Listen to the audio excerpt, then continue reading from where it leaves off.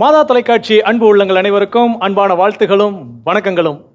மீண்டும் உங்களை இந்த ஒரு சிறப்பு நிகழ்ச்சியின் வாயிலாக சந்திப்பதில் எனக்கு மிகுந்த மகிழ்ச்சி.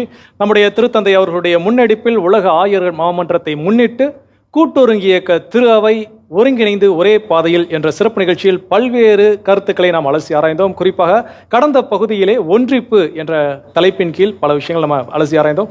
அதுபோல இன்றைய பகுதியில் பங்கேற்பு என்பது குறித்து பலதரப்பட்ட கருத்துக்களை அலசி ஆராய உள்ளோம். இந்த சிறப்பு நிகழ்ச்சிக்கு வருகை தந்திருக்கக்கூடிய சேலம் மறைமாவட்டத்தினுடைய ஆயர் மேதகு ராயப்பா அவர்களையும் அருட்தந்தை டெரன்ஸ் அவர்களையும் மற்றும் அனைத்து பங்கேற்பாளர்களையும் உங்கள் அனைவரையும் மனமாற அன்போடு வரவேற்கின்றோம்.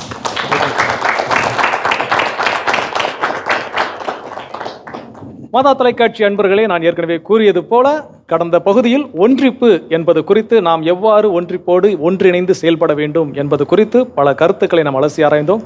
அதுபோல இந்த பகுதியில் பங்கேற்பு, நம்முடைய பங்கேற்பு எப்படிப்பட்டதாக இருக்க வேண்டும் என திருத்தந்தை விரும்புகிறார் என்பதை விளக்கி கூறுவதற்கு தமிழக ஆயர் பேரவையின் சமூக ஊடக பணிக்குழுவினுடைய தலைவர் மேதகு சிங்கராயன் அவர்கள் இப்போது நம் முன் பேச இருக்கிறார். பார்க்கலாம். மாதா தொலைக்காட்சி நண்பர்களுக்கு என் அன்பான வாழ்த்துக்கள். நமது திருத்தந்தை பிரான்சிஸ் அவர்கள் ஒருங்கியக்க திரு அவை என்ற பயணத்தை தொடங்கி வைத்து நம்மையெல்லாம் ஒன்றிப்பு, பங்கேற்பு, நற்செய்தி அறிவிப்பு பணிகள் என்ற தலைப்புகளிலே சிந்திக்க அழைப்பு விடுத்திருக்கிறார்கள். இன்று பங்கேற்பு என்பதை பற்றி சிந்திக்க ஏதோ நாம் கூடியிருக்கின்றோம். நண்பர்களே, பங்கேற்பு என்பது இன்றைய காலகட்டத்திலே ஏன் அவசியம்? இன்னும் கூட நமது திரு அவையினுடைய வாழ்விலே குருக்களின் ஆதிக்கம் என்று சொல்லப்படுகிற ஒரு நிலை இருக்கிறது. எதுக்கெடுத்தாலும் குருக்கள் தான் முடிவுவிட வேண்டும், அருட்பணியாளர்கள் தான் திட்டமிட வேண்டும், அவர்கள்தான் முடிவெடுக்க வேண்டும் என்ற அந்த நிலை மாறி ஒவ்வொரு தல திருச்சபையிலும் மக்கள் ஒன்று சேர்ந்து, நம்பிக்கையாளர்கள் ஒன்று சேர்ந்து திட்டமிட்டு முடிவெடுத்து செயல்படும் ஒரு திரு அவையை நம் திருத்தந்தை கனவு காண்கிறார். அதற்கான அழைப்பையே எல்லாரும் பங்கேற்று செயல்படுகின்ற ஒரு நிலையை காண்கிறார். இதற்கு காரணம் என்ன? குருக்கள் முடிவெடுப்பது சரியில்லை என்பதற்காகவா? கட்டாயமாக இல்லை. ஆனால் இந்த முடிவெடுக்கும் பணியிலே எல்லாருக்கும், திருமுழுக்கு பெற்ற எல்லாருக்கும் பங்கு இருக்கிறது.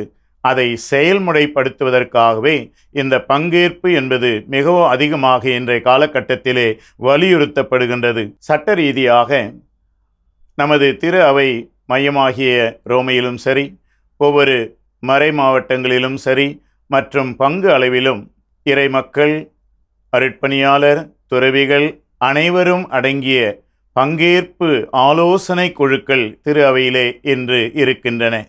இந்த குழுக்களில் எல்லாரும் செயல்படுவதன் மூலம் இந்த பங்கேற்பை நிறைவேற்றலாம். அதே போல திரு அவை நிகழ்த்துகின்ற பல்வேறு பணிகளில் நற்செய்தி அறிவிப்பு பணி, சமூக முன்னேற்ற பணிகள், ஏழைகளுக்கு உதவும் பணிகள் போன்றவற்றிலே எல்லாரும், அதாவது திருமுழுக்கு பெற்ற அனைவரும் பங்கேற்பதன் மூலம் திரு அவையின் வாழ்வில் இந்த பங்கேற்றை நான் செயல்படுத்தி காட்டலாம்.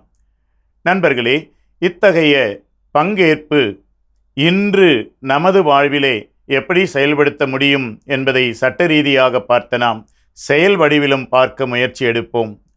நண்பர்களே, தூய ஆவியார் ஏதோ திருத்தந்தை, ஆயர்கள், குருக்கள் வழியாக மட்டும் பேசுவதில்லை, திருமுழுக்கு பெற்ற எல்லா மனிதர்கள் வழியாக பேசுகிறார் என்பது நமது நம்பிக்கை.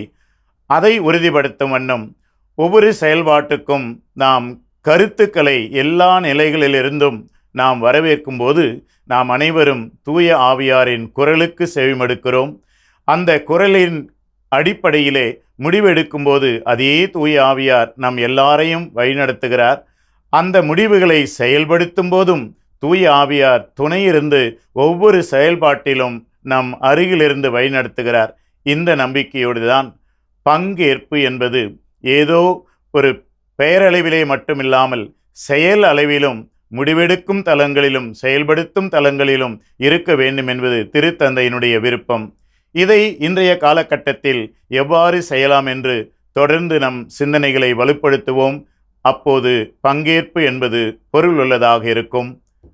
அனைவருக்கும் வாழ்த்துக்கள். சிறப்பு. நம்முடைய மேதகு ஆயர் சிங்கராயன் அவர்கள் இந்த பங்கேற்பு எப்படிப்பட்டதாக இருக்க வேண்டும் என்பதை குறித்து ஒரு சிறிய விளக்க உரை ஆற்றினார்கள். தொடர்ந்து இன்றைய நம்முடைய திரு அவையில், கத்தோலிக்க திரு அவையில் இந்த பங்கேற்பு என்பது அது பொதுநிலையினராக இருக்கலாம், திருநிலையினராக இருக்கலாம், ஒவ்வொருவருடைய பங்கேற்பு எத்தகைய சூழலில் எப்படிப்பட்டதாக இருக்கிறது என்பதை குறித்து நம்மோடு பகிர்ந்து கொள்வதற்கு சேலம் மறைமாவட்ட ஆயர் மேதகு ராயப்பா அவர்களை அன்போடு கேட்டுக்கொள்கிறேன். அன்புக்குரியவர்களே, கூட்டொருங்கியக்க திரு அவையின் இரண்டாவது கருப்பொருளாக பங்கேற்பு அமைகிறது என்பது உங்களுக்கு தெரியும். ஏற்கனவே மேதகு ஆயர் சிங்கராயன் அவர்கள் அதை பற்றி நமக்கு எடுத்துரைத்தார்கள். பழைய காலத்தில் அடிக்கடி சொல்வதுண்டு, பொதுநிலையினர் என்றால் அவர்கள் எதற்காக இருக்கிறார்கள் எனும்போது, அவர்கள் to pray, pay and obey என்று சொன்னார்கள். ஜெபிப்பதற்காகத்தான் அவர்கள் இருக்கிறார்கள், காசு உண்டியலிலே போடுவதற்காக அவர்கள் இருக்கிறார்கள், கீழ்ப்படிவதற்காகத்தான் அவர்கள் இருக்கிறார்கள் என்றெல்லாம் சொல்லி வந்த நிலை. நம்பிக்கையாளர்கள் எல்லாரும் பங்கேற்க வேண்டும் என்பதுதான் திரு அவையின் தொடக்கம், திரு அவையின் முக்கியமாக இரண்டாம் வத்திக்கான் சங்கத்தின் போதனை. அதை நாம் மறந்துவிடவே கூடாது. நம்முடைய திரு அவை பற்றிய முக்கியமான ஏடான லூமன் ஜென்சியம் மிக தெளிவாக சொல்லுகிறது, எல்லாரும் தூய வாழ்வுக்கு அழைக்கப்படுகிறார்கள். All are call to holiness. எல்லாரும் திருமுழுக்கின் வழியாக ஆண்டவருடைய முப்பெரும் பணியில், போதக பணியில், புனிதப்படுத்தும் பணியில், வழிநடத்தும் அல்லது ஆளுகை பணியில் பங்கெடுக்கின்ற உரிமையை கொண்டுள்ளார்கள், கடமையையும் கொண்டுள்ளார்கள். There is a fundamental equality of dignity and action among all Christ faithful. தங்களுடைய தகுதியை பொறுத்தமட்டில், தங்கள் செயல்பாட்டை பொறுத்தமட்டில் எல்லாருக்கும் ஒரு அடிப்படை சமத்துவம் இருக்கிறது என்பதை திரு அவை திட்டவட்டமாக போதிக்கிறது. யாராவது ஒருவர் மட்டும் நான் மட்டுமே கொடுப்பேன், மற்றவரெல்லாம் என்னிடம் பிச்சை வாங்க வேண்டும் என்று நினைத்தால் அவர்கள் திரு அவையை சரியாக புரிந்து கொள்ளவில்லை என்றுதான் அர்த்தம். Each one is unique, unrepeatable. There are no Xerox copies in God's creation. ஒவ்வொருவரும் தம்முடைய தனித்துவத்தோடு ஆண்டவர் இயேசு கிறிஸ்துவின் பணியில் பங்கு பெறுகின்ற கடமையும் உரிமையும் பெற்றுள்ளவர்கள் என்பதை நாம் ஒருபோதும் மறந்துவிடவே கூடாது. ஒரு பங்கு என்றால் என்ன? அதற்கு மிக முக்கியமாக தேவை என்ன தெரியுமா? இறைமக்கள் சமூகம் முதல் முக்கிய தேவை. இன்னொருவர் அவர்களுக்கு மேய்ப்பு பணி ஆற்றுகின்ற ஒரு குரு. ஆலயம், மற்ற ஏற்பாடுகள் எல்லாம் முக்கியமாக இருக்கலாம், அவை இன்றியமையாதவை என்று சொல்ல முடியாது. எதற்காக ஒரு பங்கு அருள் பணியாளர் இருக்கிறார் எனும்போது, அவர் ஆண்டவர் இயேசு கிறிஸ்துவின் போதிக்கும், புனிதப்படுத்தும், வழிநடத்தும் பணியை செய்வதற்காக என்று. சட்டம் 519 மிக தெளிவாக சொல்லுகிறது. Who is the active subject? பங்கு அருள் பணியாளர் மட்டுமல்ல செயல்படுத்துபவர், அவர் மற்ற அருள் பணியாளர்களோடு, திருத்தொண்டரோடு, மிகவும் குறிப்பாக பொதுநிலையினரோடு, துறவிகள் உட்பட அனைத்து மக்களோடு இணைந்து இந்த முப்பெரும் பணியை செய்ய வேண்டும் என்றுதான் நம்முடைய திரு அவை சட்டம் மிக தெளிவாக பங்கு அருள் பணியாளரை பற்றி சொல்லுகிறது. ஒரு சில காரியங்கள் வேண்டுமானால் திருநிலைப்படுத்தப்பட்ட அருள் பணியாளருக்கு ஒதுக்கப்பட்டிருக்கலாம். எடுத்துக்காட்டாக நற்கருணை பள்ளிக்கு தலைமை ஏற்று நடத்துவது, ஒப்புரவு அருள் அடையாளத்தை வழங்குவது போன்றவை. ஆனால் பெரும்பாலான மேய்ப்பு பணிகள், பெரும்பாலான புனிதப்படுத்தும் பணிகள், போதிக்கும் பணிகள், வழிநடத்தும் பணிகள் அனைத்திலும் ஒவ்வொரு நம்பிக்கையாளரும், ஒவ்வொரு கத்தோலிக்கரும், ஒவ்வொரு கிறிஸ்தவரும் நிறைவேற்ற தகுதியுடையவர்களாக இருக்கிறார்கள் என்பதை மறந்துவிடக்கூடாது. தனிப்பட்ட விதத்தில் அவரவர்களுடைய திறமைக்கேற்றவாறு, அவர்கள் தங்களுடைய பங்களிப்பை செய்யத்தான் அழைக்கப்படுகிறார்கள். லூக்கா நற்செய்தி 8ஆம் அதிகாரம் 1 முதல் 3 வரை உள்ள திருவசனங்களில் நாம் ஆண்டவருடைய பெண் சீடர்களை பற்றி நாம் வாசிக்க கேட்கிறோம். அங்கே குறிப்பிடப்பட்டுள்ளது, மரிய மதலேனாலும் மற்ற பெண்களும் தங்களிடம் உள்ளதிலிருந்து ஆண்டவருக்கு பணிவிடை புரிந்தார்கள் என்று. எல்லாரும் பங்கேற்க வேண்டும், ஆண்களும் பெண்களும் பங்கேற்க வேண்டும், இளையோரும் முதியோரும் பங்கேற்க வேண்டும், படித்தோரும் படிக்காதவர்களும் பங்கேற்க வேண்டும். எல்லா தரப்பட்ட மக்களும் ஆண்டவருடைய பணியில் பங்கேற்க வேண்டும். ஏன், நம்பிக்கையற்றவர்கள் கூட, பிற சபைகளை சார்ந்தவர்கள் கூட தங்கள் பங்களிப்பை மக்களின் மீட்புக்காக ஒவ்வொரு நாளும் அளிக்க வேண்டும் என்பதை நாம் மறந்துவிடக்கூடாது. ஆண்டவர் ஒவ்வொருவருடைய பங்கேற்பையும் பார்க்கிறார், பாராட்டுகிறார். ஒரு பக்கம் பங்கு அளவில், மறைமாவட்ட அளவில், ஏன் அகில உலக திரு அவை அளவில், தனிப்பட்ட முறையில் எத்தனையோ பேர் எத்தனையோ விதங்களில் பங்கேற்பு அளித்து கொண்டே இருக்கிறார்கள். இன்னொரு பக்கம் திரு அவையின் பல்வேறு நிலைகளில் எல்லாரும் தனியாக எதையும் சாதித்துவிட முடியாது என்பதை எடுத்து கூறுகின்ற பல்வேறு முக்கியமான அமைப்புகள் இருக்கின்றன. உதாரணமாக அகில உலக அளவிலே பார்த்தால் எக்குமெனிக்கல் கவுன்சில், பொது சங்கம் என்று சொல்லுகிறோம். எல்லா ஆயர்களையும் ஒன்று கூட்டி விவாதிப்பது, முக்கியமான முடிவுகளை எடுப்பது திருத்தந்தையின் தலைமையின் கீழ். இறுதியாக நிகழ்ந்த வத்திக்கான் சங்கம், 2ஆம் வத்திக்கான் சங்கம் அத்தகையது எனலாம். ஆனால் அப்போது 2000க்கும் மேற்பட்ட ஆயர்கள் இருந்தார்கள், அது எளிதாக இருந்தது. இப்போது 5000க்கும் மேற்பட்ட ஆயர்கள் இருக்கிறார்கள். எல்லாரையும் ஒரே இடத்தில் கூட்டி இப்படி முடிவெடுக்க முடியுமா என்பது ஒரு கேள்விக்குறியாகத்தான் அமைகிறது. ஆனால் நாம் இப்போது கொண்டாடுகின்ற, தயாரிக்கின்ற இந்த ஆயர்கள் மாமன்றம் அடிக்கடி நிகழ்வது, நடக்க இருப்பது 16வது பொது சாதாரண ஆயர்கள் மாமன்றம், அதுவும் ஒரு பங்கேற்பு அமைப்பு தான். தேசிய அளவில் இருக்கிற ஒரு பங்கேற்பு அமைப்பு ஆயர்களின் கூட்டமைப்பு, இந்திய ஆயர்கள் பேரவை எடுத்துக்காட்டாக. மண்டல அளவிலே நம்முடைய தமிழ்நாடு கத்தோலிக்க ஆயர்கள் எல்லாரும் சேர்ந்து அடிக்கடி ஒன்று கூடி தமிழகத்திற்கு தேவையான, நம்பிக்கை வளர்ச்சிக்கு தேவையான எத்தனையோ காரியங்களை அவர்கள் விவாதிக்கின்றார்கள். அதே போல ஒரு உயர் மறை மாவட்டத்தின் கீழ் இருக்கின்ற மற்ற மறை மாவட்டங்கள் ஒன்று சேர்ந்து அந்த ஆயர்களும் கூட்டங்களில் ஒன்று கூடி முக்கியமான முடிவுகளை எடுக்கிறார்கள். மறை மாவட்டத்திற்குள் சில முக்கியமான பங்கேற்பு அமைப்புகள் இருக்கின்றன. உதாரணமாக மறை மாவட்ட மாமன்றம் கூட ஒன்று விரைவில் ஒவ்வொரு மறை மாவட்டத்திலும் கூட்டப்பட்டால் அது மிக மிக நன்றாக இருக்கும். திரு அவை சட்டம் 460 468 வரை அதை பற்றி குறிப்பிடுகிறது. அவை தவிர கண்டிப்பாக இருக்க வேண்டிய சில பங்கேற்பு அமைப்புகள், குருக்கள் மன்றம், செனட் என்று சொல்வார்கள். திரு அவை சட்டம் 495 501 வரை அதை பற்றி குறிப்பிடுகிறது. அதே போல் காலேஜ் ஆஃப் கன்சல்டர்ஸ், ஆலோசகர் குருக்கள் 502 இதை பற்றி எடுத்துரைக்கிறது. அதே போல் மறை மாவட்ட நிதிக்குழு, அதுவும் கூட ஒரு பங்கேற்பு அமைப்பு. திருச்சபை சட்டம் 492 முதல் 494 வரை அதை பற்றி எடுத்துரைக்கிறது.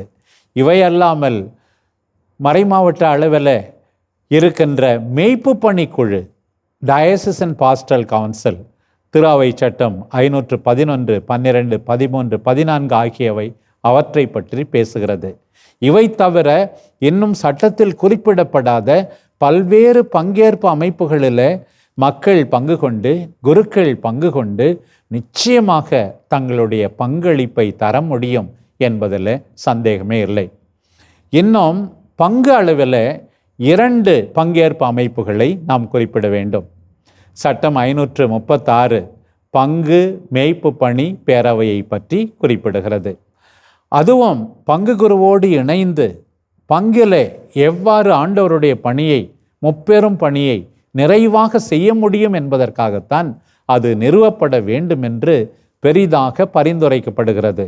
அதைவிட இன்னும் முக்கியமாக திரு அவை சட்டம் 537 ஒவ்வொரு பங்கிலும் ஒரு பங்கு நிதிக்குழு கட்டாயமாக ஏற்படுத்தப்பட வேண்டும். இந்த பங்கில் மாத வருமானம் 100 ரூபாய் கூட இல்லை என்று சொன்னால் கூட எந்த பங்கு குருவும் அதிலிருந்து விதிவிலக்கு பெறவே முடியாது.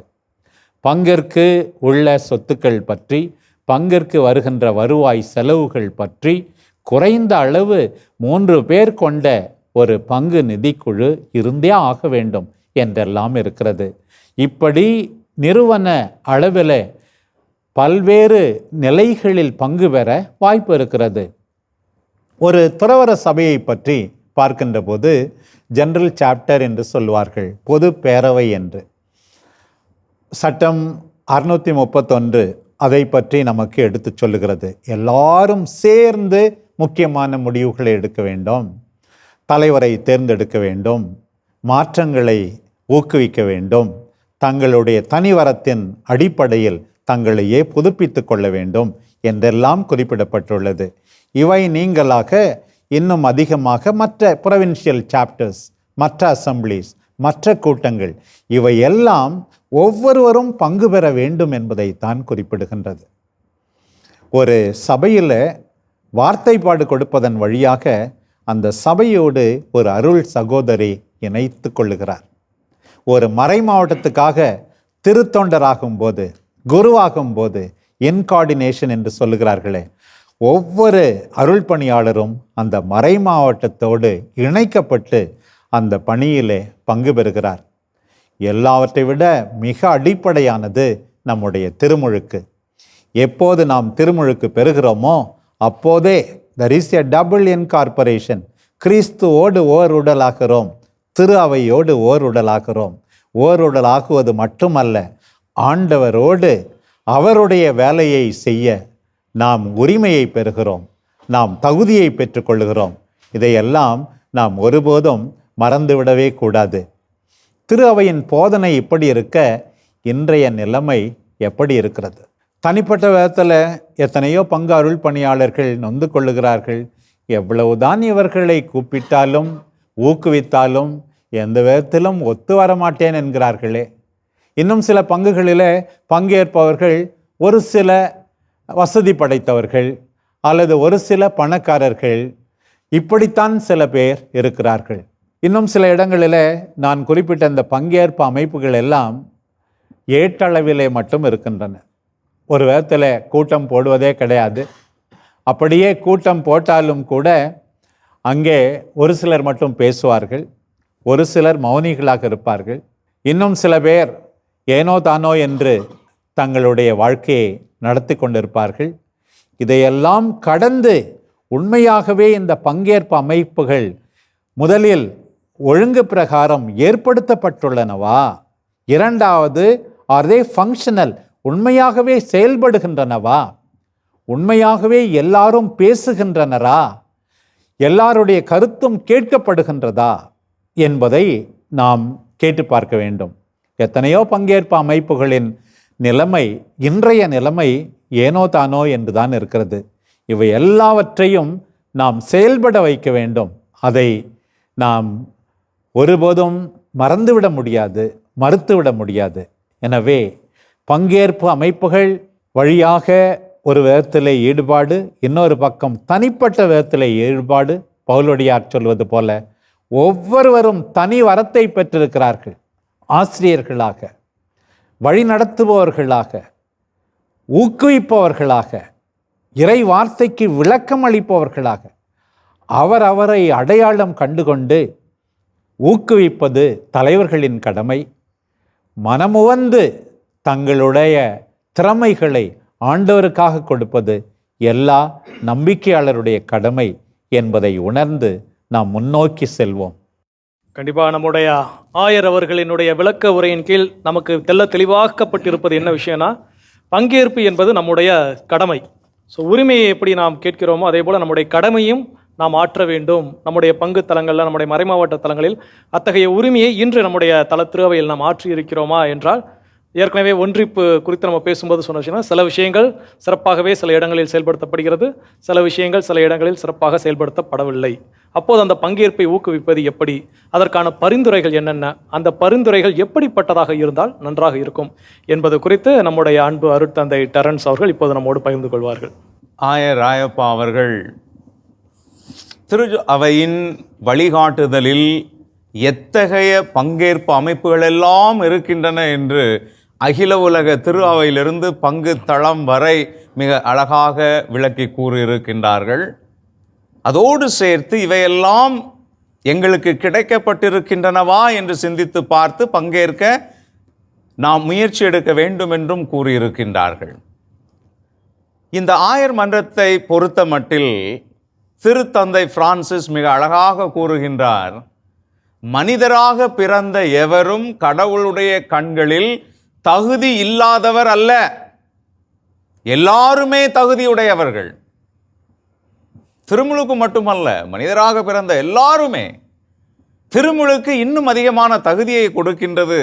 எனவே இந்த பங்கேற்பில் எல்லாரும் தகுதியுடையவர்கள்தான் என்கின்ற இந்த அடிப்படை கருத்தினை அனைவரும் உள்வாங்கி நிலைநிறுத்தி அதற்கு தேவையான செயல்பாடுகளில் கவனம் செலுத்த வேண்டும். இது மிக மிக முக்கியமானது. யாருமே தகுதியற்றவர்கள் அல்ல. புனித பெனடிக்ட் என்கின்ற ஆசீர்வாதப்பர் தன்னுடைய கடுமையான துறவு வாழ்க்கைக்கான சட்டம் 3ஆம் அதிகாரம் 3வது பகுதியில் மிக அழகாக கூறுகின்றார், முடிவெடுக்க நாம் அனைவரும் கூடுகின்ற பொழுது நம்முடைய துறவற சபையில் இருக்கக்கூடிய இளைய சகோதரரையும் அழைத்து வாருங்கள். அதை தாண்டி அவர் என்ன கூறுகின்றார் என்றால், பொதுவாக கடவுள் இளையவர் வழியாகத்தான் மிகச்சிறந்த செயலூக்கம் கொண்ட கருத்தினை கொடுக்கின்றார் என்று மிக அழகாக அவர் கூறியதை திருத்தந்தை இங்கு நினைவுபடுத்துகின்றார், தயாரிப்பு மடலில் நினைவுபடுத்துகின்றார். எனவே யாரும் தகுதி அற்றவர் அல்ல என்பதை நாம் நினைவில் கொள்ள வேண்டும். இனி எவற்றின் மூலமாக நாம் நல்ல முறையில் பங்கேற்கலாம் என்பதை பற்றி நாம் பார்ப்போம். ஏற்கனவே எல்லா நிலைகளும், வாழ்க்கையின் எல்லா நிலைகளுக்குமான அடித்தளம் குடும்பம். குடும்பத்தில் குழந்தை பருவத்தில் ஊட்டி வளர்க்கின்றோம், அடுத்த பருவத்தில் ஊக்குவித்து செயலாற்ற அவர்களுக்கு வாய்ப்பு கொடுக்கின்றோமா? இது மிக மிக முக்கியமானது. சில நேரங்களில் பார்க்கின்றோம், வயதிற்கு வந்து திருமணம் முடித்ததற்கு பின்பும் பெற்றோர் இன்னும் ஊட்டிவிட வேண்டிய நிலைமை இருக்கின்றது. இதுதான் இளைய தலைமுறை குடும்பங்களில் பல்வேறு பிரச்சனைகளையும் உண்டாக்குகின்றன. எனவே குடும்பத்திலிருந்து தொடங்க வேண்டும். குழந்தையின் வயதிற்கு ஏற்ற முறையில் அவர்கள் பங்களிக்க பெற்றோர்கள் தூண்டுதலாக இருக்க வேண்டும். இது மிக மிக முக்கியமானது. நம்முடைய திரு அவையை எடுத்துக்கொண்டோம் என்றால், குழந்தை பருவத்திலிருந்து, பால பருவத்திலிருந்து பல்வேறு அமைப்புகள் இருக்கின்றன. 2 உதாரணங்களை கூறுகின்றேன். நம்முடைய கத்தோலிக்க குடும்பங்களில் எத்தனை குடும்பங்கள் தங்கள் குழந்தைகளை பீடத்தில் பணியாற்ற, திரு நிகழ்வுகள் நடக்கின்ற பொழுது அழகான ஆடை அணிந்து குழந்தை பருவத்திலிருந்தே ஆண்டவரோடும் ஆண்டவரின் திருப்பிடத்தோடும் அறிமுகம் படுத்தப்படுகின்றார்கள், ஊக்குவிக்கப்படுகின்றார்கள். ஒரு காலத்தில் ஒரு திருப்பலி என்றால் நிச்சயமாக 10-12 பீட பரிசாரகர்கள் என்று அழைக்கப்படக்கூடிய உதவியாளர்கள் இருப்பார்கள். இன்று இல்லை, யாருமே இல்லை. அதே போன்று பாடகர் குழு இருக்கின்றது. எல்லா வயதிலுமே அங்கு பங்கேற்கலாம். நம்முடைய குடும்பங்களில், நம்முடைய குழந்தைகளில் எத்தனை பேரை நீங்கள் ஊக்குவிக்கின்றீர்கள் என்பதை பாருங்கள். அதிலிருந்து தொடங்க வேண்டும். அடுத்ததாக, பங்கு அளவில் இருக்கக்கூடிய பங்கேற்பு அமைப்புகள் எல்லாவற்றையும் ஆயரவர்கள் மிக தெளிவாக திரு அவை சட்டத்தின் அடிப்படையில் கூறியிருக்கின்றார்கள். 2 நிலைகளில் சிந்தித்து பார்க்க வேண்டும். இந்த பங்கேற்பு அமைப்புகள் இருக்கின்றனவா ஆயர் சொன்னதை போன்று? அடுத்த நிலை, இந்த பங்கேற்பு அமைப்புகளில் நான் ஆக்கப்பூர்வமாக பங்காற்றுகின்றேனா? அது மிக மிக முக்கியமானது, மிக மிக முக்கியமானது. எபிரேயருக்கு எழுதப்பட்ட கடிதத்தில் அதன் ஆசிரியர் மிக அழகாக கூறுகின்றார். எபிரேயருக்கு எழுதப்பட்ட கடிதம் 5ஆம் அதிகாரம் 13 14 வரை இருக்கக்கூடிய வசனத்தை வாசித்து பாருங்கள். பால் குடிக்கும் நிலையில் உள்ளவர் எவரும் குழந்தையே, நீதி நெறி பற்றிய படிப்பினையில் அவர் தேர்ச்சி அற்றவர். முதிர்ச்சி அடைந்தோருக்கு ஏற்றது திட உணவு. அவர்கள் நன்மை தீமையை பகுத்தறிவதற்கான ஆற்றல்களை பயன்படுத்த பயிற்சி பெற்றவர்கள் என்று கூறுகின்றார். இந்த பங்கேற்புக்கு வருகின்ற பொழுது இந்த முதிர்ச்சி அடைந்த தன்மையிலிருந்து நாம் பங்கேற்க வேண்டும். நன்மை எது, தீமை எது என்பதை தீர்க்கமாக வேறுபடுத்தி நன்மையை சார்ந்தவற்றை நாம் பரிந்துரைப்பதற்கு நம்மிடம் ஆன்மீக முதிர்ச்சி அவசியம், பகுத்தறிவு முதிர்ச்சி அவசியம். இந்த உலக வாழ்க்கையை பொறுத்த மட்டில் முழுமையான அறிதலும் புரிதலும் அனுபவமும் முயற்சி எடுக்கக்கூடிய நிலையும் முக்கியம் என்பதை மறந்துவிடக்கூடாது. என்னை அழைத்தார்கள், என்னுடைய கருத்தை சொல்லிவிட்டேன், இதுதான் நடக்க வேண்டும் என்கின்ற மனப்பான்மை இருக்கக்கூடாது. எது நல்லது, பொது நலனுக்கு எது நல்லது என்பதை ஆய்ந்து அறிந்து அதை வெளிப்படுத்தி அதில் பிடிப்போடு இருக்கக்கூடிய மனநிலை அனைவருக்கும் கட்டாயம் இருக்க வேண்டும்.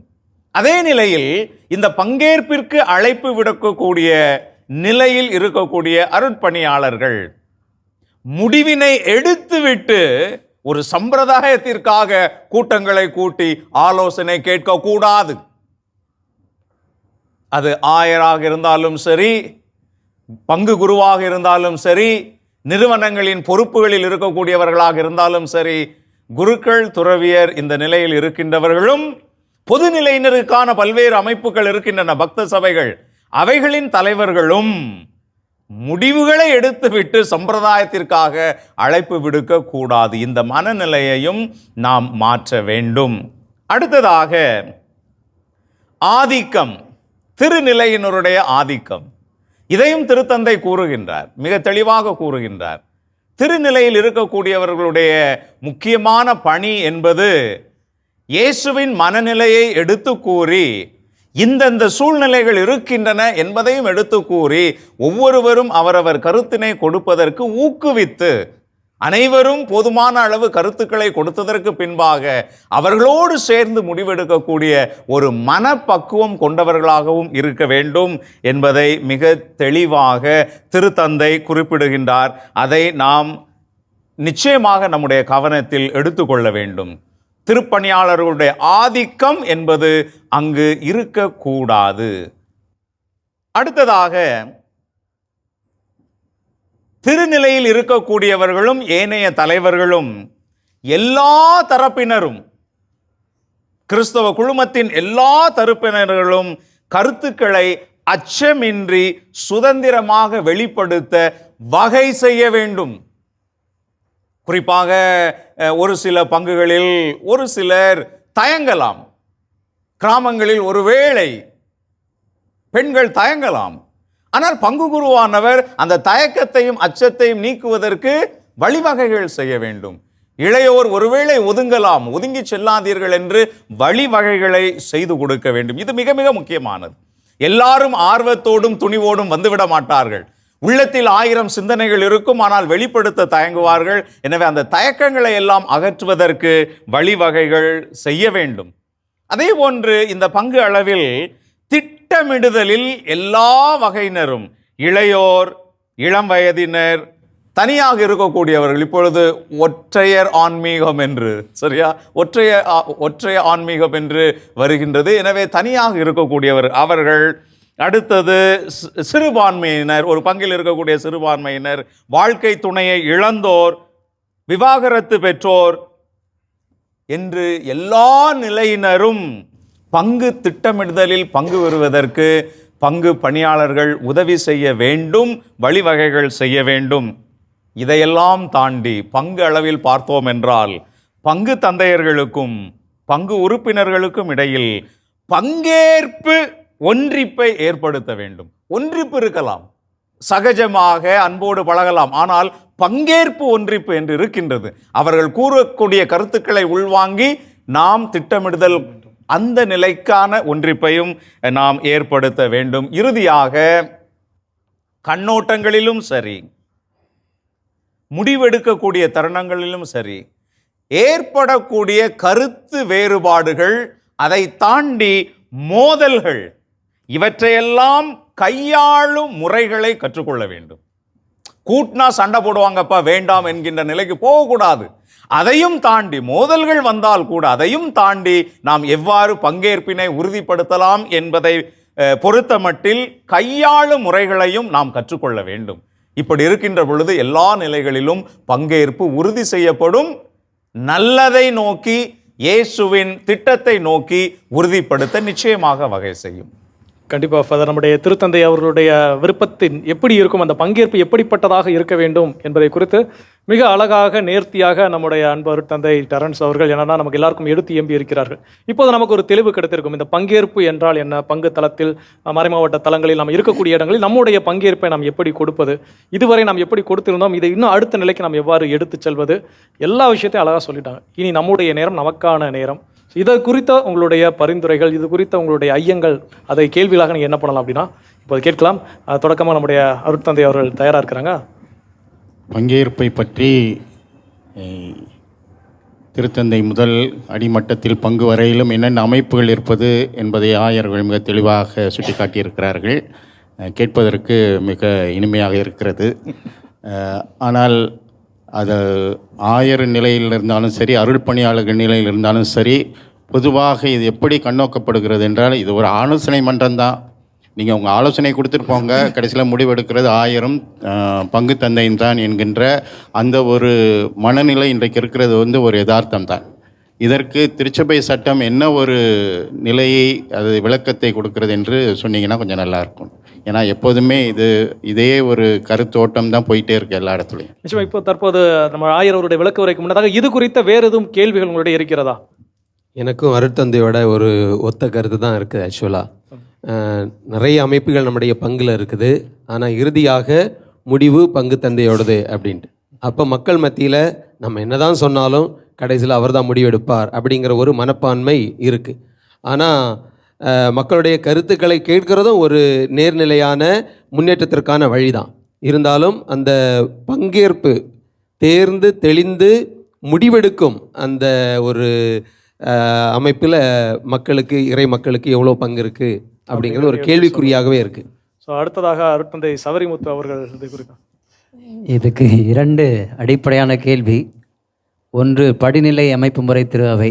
படிநிலை அமைப்பு முறை திரு அவையில் திருத்தந்தை, ஆயர்கள், குருக்கள் என்ற அந்த படிநிலை கலைக்கப்படாமல் அல்லது இந்த படிநிலையை மாற்றி அமைக்காமல் இந்த முடிவெடுக்கும் அதிகாரம் மாற்றி அமைக்க முடியுமா என்பது அடிப்படையான கேள்வி.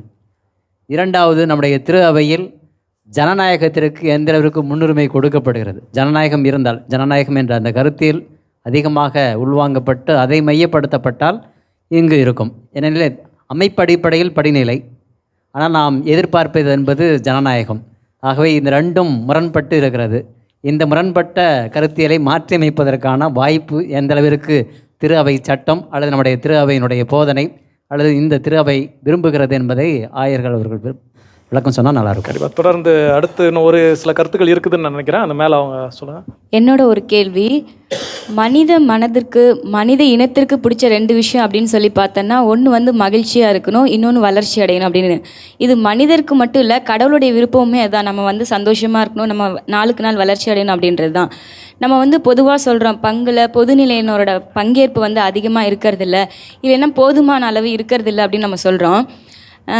இப்போ அதை வந்து நம்ம ஏன் இல்லை அப்படின்னு சொல்லி நம்ம அதை பார்க்கும்போது 2 வழிகளில் பார்க்கணும். ஒன்று கவனமாக பார்க்கணும், இன்னும் கொஞ்சம் கனிவோட பார்க்கணும். இன்னொன்று என்ன அப்படின்னு பார்த்தீங்கன்னா, ஏன் அவங்களோட பங்கேற்பு இல்லை அப்படின்னு சொல்லி நம்ம பார்த்தோன்னா, அவங்க வந்து கோவிலில் இருக்கிறத விட குடும்பத்தில் தான் அதிகப்படியான நேரங்களில் இருக்காங்க. அப்போ அதனுடைய தாக்கம் தான் அவங்களுக்கு அதிகமாக இருக்கும். அதனுடைய பிரச்சனைகள், அதுக்கு நிறைய அது சார்ந்த விஷயங்கள் தான் அவங்க மனசில் இருக்கும். அப்படி இருக்கும்போது அவங்க அதனால் வந்து ரொம்ப மன உடைஞ்சி போயிருப்பாங்க. அவங்களுக்கு வந்து அவங்களோட அன்றாட வாழ்க்கை பயணத்தையே தொடர்ந்து மேற்கொள்ள முடியாத அளவுக்கு இருப்பாங்க. அப்படி இருக்கும்போது நம்ம வந்து ஆன்மீக தளத்துலேருந்து நம்ம என்ன சொல்கிறோம், அவங்களோட பங்கேற்பு நமக்கு தேவைன்னு சொல்கிறோம். அப்போ அவங்களோட தேவை என்ன அப்படின்னு சொல்லி பார்த்தோன்னா, அவங்க வந்து மன உறுதியோடு இருக்கணும், அதே நேரத்தில் மகிழ்ச்சியாக அவங்களோட வளர்ச்சிக்காக நம்ம ஏதாவது பண்ண முடியுமா, அதெல்லாம் நம்ம பண்ணிட்டு அதுக்கப்புறமா அவங்களுடைய பங்கேற்பை நம்ம எதிர்பார்த்தோன்னா அது இதை இன்னும் வந்து கொஞ்சம் அருட்பணியாளர்கள் தளத்திலிருந்து இருக்கணும் அப்படின்னு சொல்றீங்க. நம்ம அதாவது இப்போ திருநிலையினர் அதை வந்து இன்னும் கொஞ்சம் அதிகப்படுத்தும் போது அவங்களோட தேவையை நம்ம பூர்த்தி பண்ணும்போது அவங்களுடைய பங்கேற்பு தானாகவே அங்கே இருக்கும். இன்னும் இது குறித்த இன்னும் அருட்பணியாளர் நிலை குறித்த இன்னும் ஒரு சில தகவல்கள் இருக்குன்னு நினைக்கிறேன். சொல்லுங்க. இப்போ வரக்கூடிய காலங்களில் திருநங்கைகளுக்கு வந்து நம்முடைய பங்குகளில் நாங்கள் வந்து பங்கேற்பாளர்களாக இருப்போமா இல்லை பார்வையாளர்களாக இருப்போமா? கண்டிப்பாக அது நல்ல ஒரு கேள்வி தான். நம்ம இப்போ அந்த கேள்விகளுக்கும் நம்ம கடந்து செல்வோம். நம்முடைய தந்தை அவர்கள் தொடங்கிய அந்த கேள்வியின் கீழ் இன்னும் வேறு கருத்துக்கள் எதுவும் இருக்கிறதா? அருட்பணியாளர்கள் அது ஆலோசனை கூட மட்டுமா, இல்லை அங்கே வந்து கடைசியாக எல்லாம் முடிச்சு நம்ம அந்த குவிஸ் காம்படிஷன் நடத்தும் போது அதில் ஒரு ரூல்ஸ் ஒன்று சேர்த்துருப்பாங்க, எல்லாம் இந்த இறுதி தீர்ப்பு நடுவருக்கு உட்பட்டது, நடுவரின் தீர்ப்பே இறுதி தீர்ப்பு அப்படின்னு சொல்லி நம்ம சொல்லியிருப்போம். ஸோ அந்த மாதிரி தான் திரும்ப நம்ம வந்து நிற்க போகிறோமா அப்படிங்கிற கேள்விகளை தான் தொடர்ந்து நம்முடைய சவரிமுத்து அவர்களும் என்ன பண்ணாங்கன்னா அது குறித்த சில கேள்விகள் 2 கேள்வி வைத்திருக்கிறாங்க. இது போன்று இந்த கருத்தை ஒத்த கருத்துடைய வேறு கேள்விகள் எதுவும் இருக்குதா? சொல்லுங்கள். நாங்கள் பங்கெடுக்கிறதுக்கு ரெடி தான். ஆனால் திரு அவையில் என்ன நடக்குது அப்படின்றத ஒரு மெசேஜ் வந்து டயசஸ் லெவலில் எங்களுக்கு கொடுக்கும்போது பங்களவில் எங்களுக்கு தெரிவிக்கிறது இல்லை. அப்படியே தெரிவித்தா கூட நிறைய பேர் அதில் போய் கலந்து கொள்றதும் கிடையாது. நமக்கு தேவையில்லை, இது யாரோ நடத்துகிறாங்க, இது ஃபாதர்ஸுங்க நடத்துகிறாங்க, அதில் பொறுப்பில் இருக்கிறவங்க நடத்துகிறாங்க, மக்கள் எல்லாருமே அதில் ஒன்றிந்து எல்லாருமே சேர்ந்து அதில் என்ன நடக்குதுன்னு தெரிஞ்சுக்கணும். அதனால் அந்த இதுக்குன்னு ஒரு குழு ஒன்று அமைச்சு அந்த பங்கு தளங்களில் வந்து அவங்க வந்து அதை கரெக்டாக அந்த திருவையில் என்ன நடக்குது, அதில் என்னென்ன மாற்றங்கள் கொண்டாந்துருக்காங்க, அதெல்லாம் இந்த பங்கில் வந்து நடக்குதா அப்படின்றத வந்து அவங்க உறுதிப்படுத்தணும். நடக்கலைன்னா அவங்க ஒரு குரூப் ஒரு கமிட்டி இருப்பாங்க இல்லையா, அவங்க அதை வந்து எடுத்துரைச்சு இந்த மாதிரி இது இங்கே நடக்கலை, இதை நீங்கள் செயல்படுத்துங்க அப்படின்னு சொல்லிட்டு. அதனால பங்கு தந்தையோடையும் திரு அவையோடு சேர்ந்து இணைந்து செயல்படுறது தான் அந்த பங்கேற்பு. அந்த பங்கேற்பு என்பது எல்லாருக்கும் தேவை, மக்கள் அனைவருக்கும் தேவை. நிறைவாக சகோதரி சொல்லுங்க. ஆயர்கள் சொன்ன மாதிரி திரு அவை வந்து எல்லாரையும் மதம் ஜாதி கடந்து அனைவரையும் வரவேற்கிறது மகிழ்ச்சி. இப்போ இந்த பங்கேற்பு அமைப்பு இருக்கிறதுங்கிறது அதாவது என்ன மாதிரி மதம் அடுத்த மதத்தில் இருக்கவங்களுக்கு தான் இப்போ தான் தெரிய வருகிறது.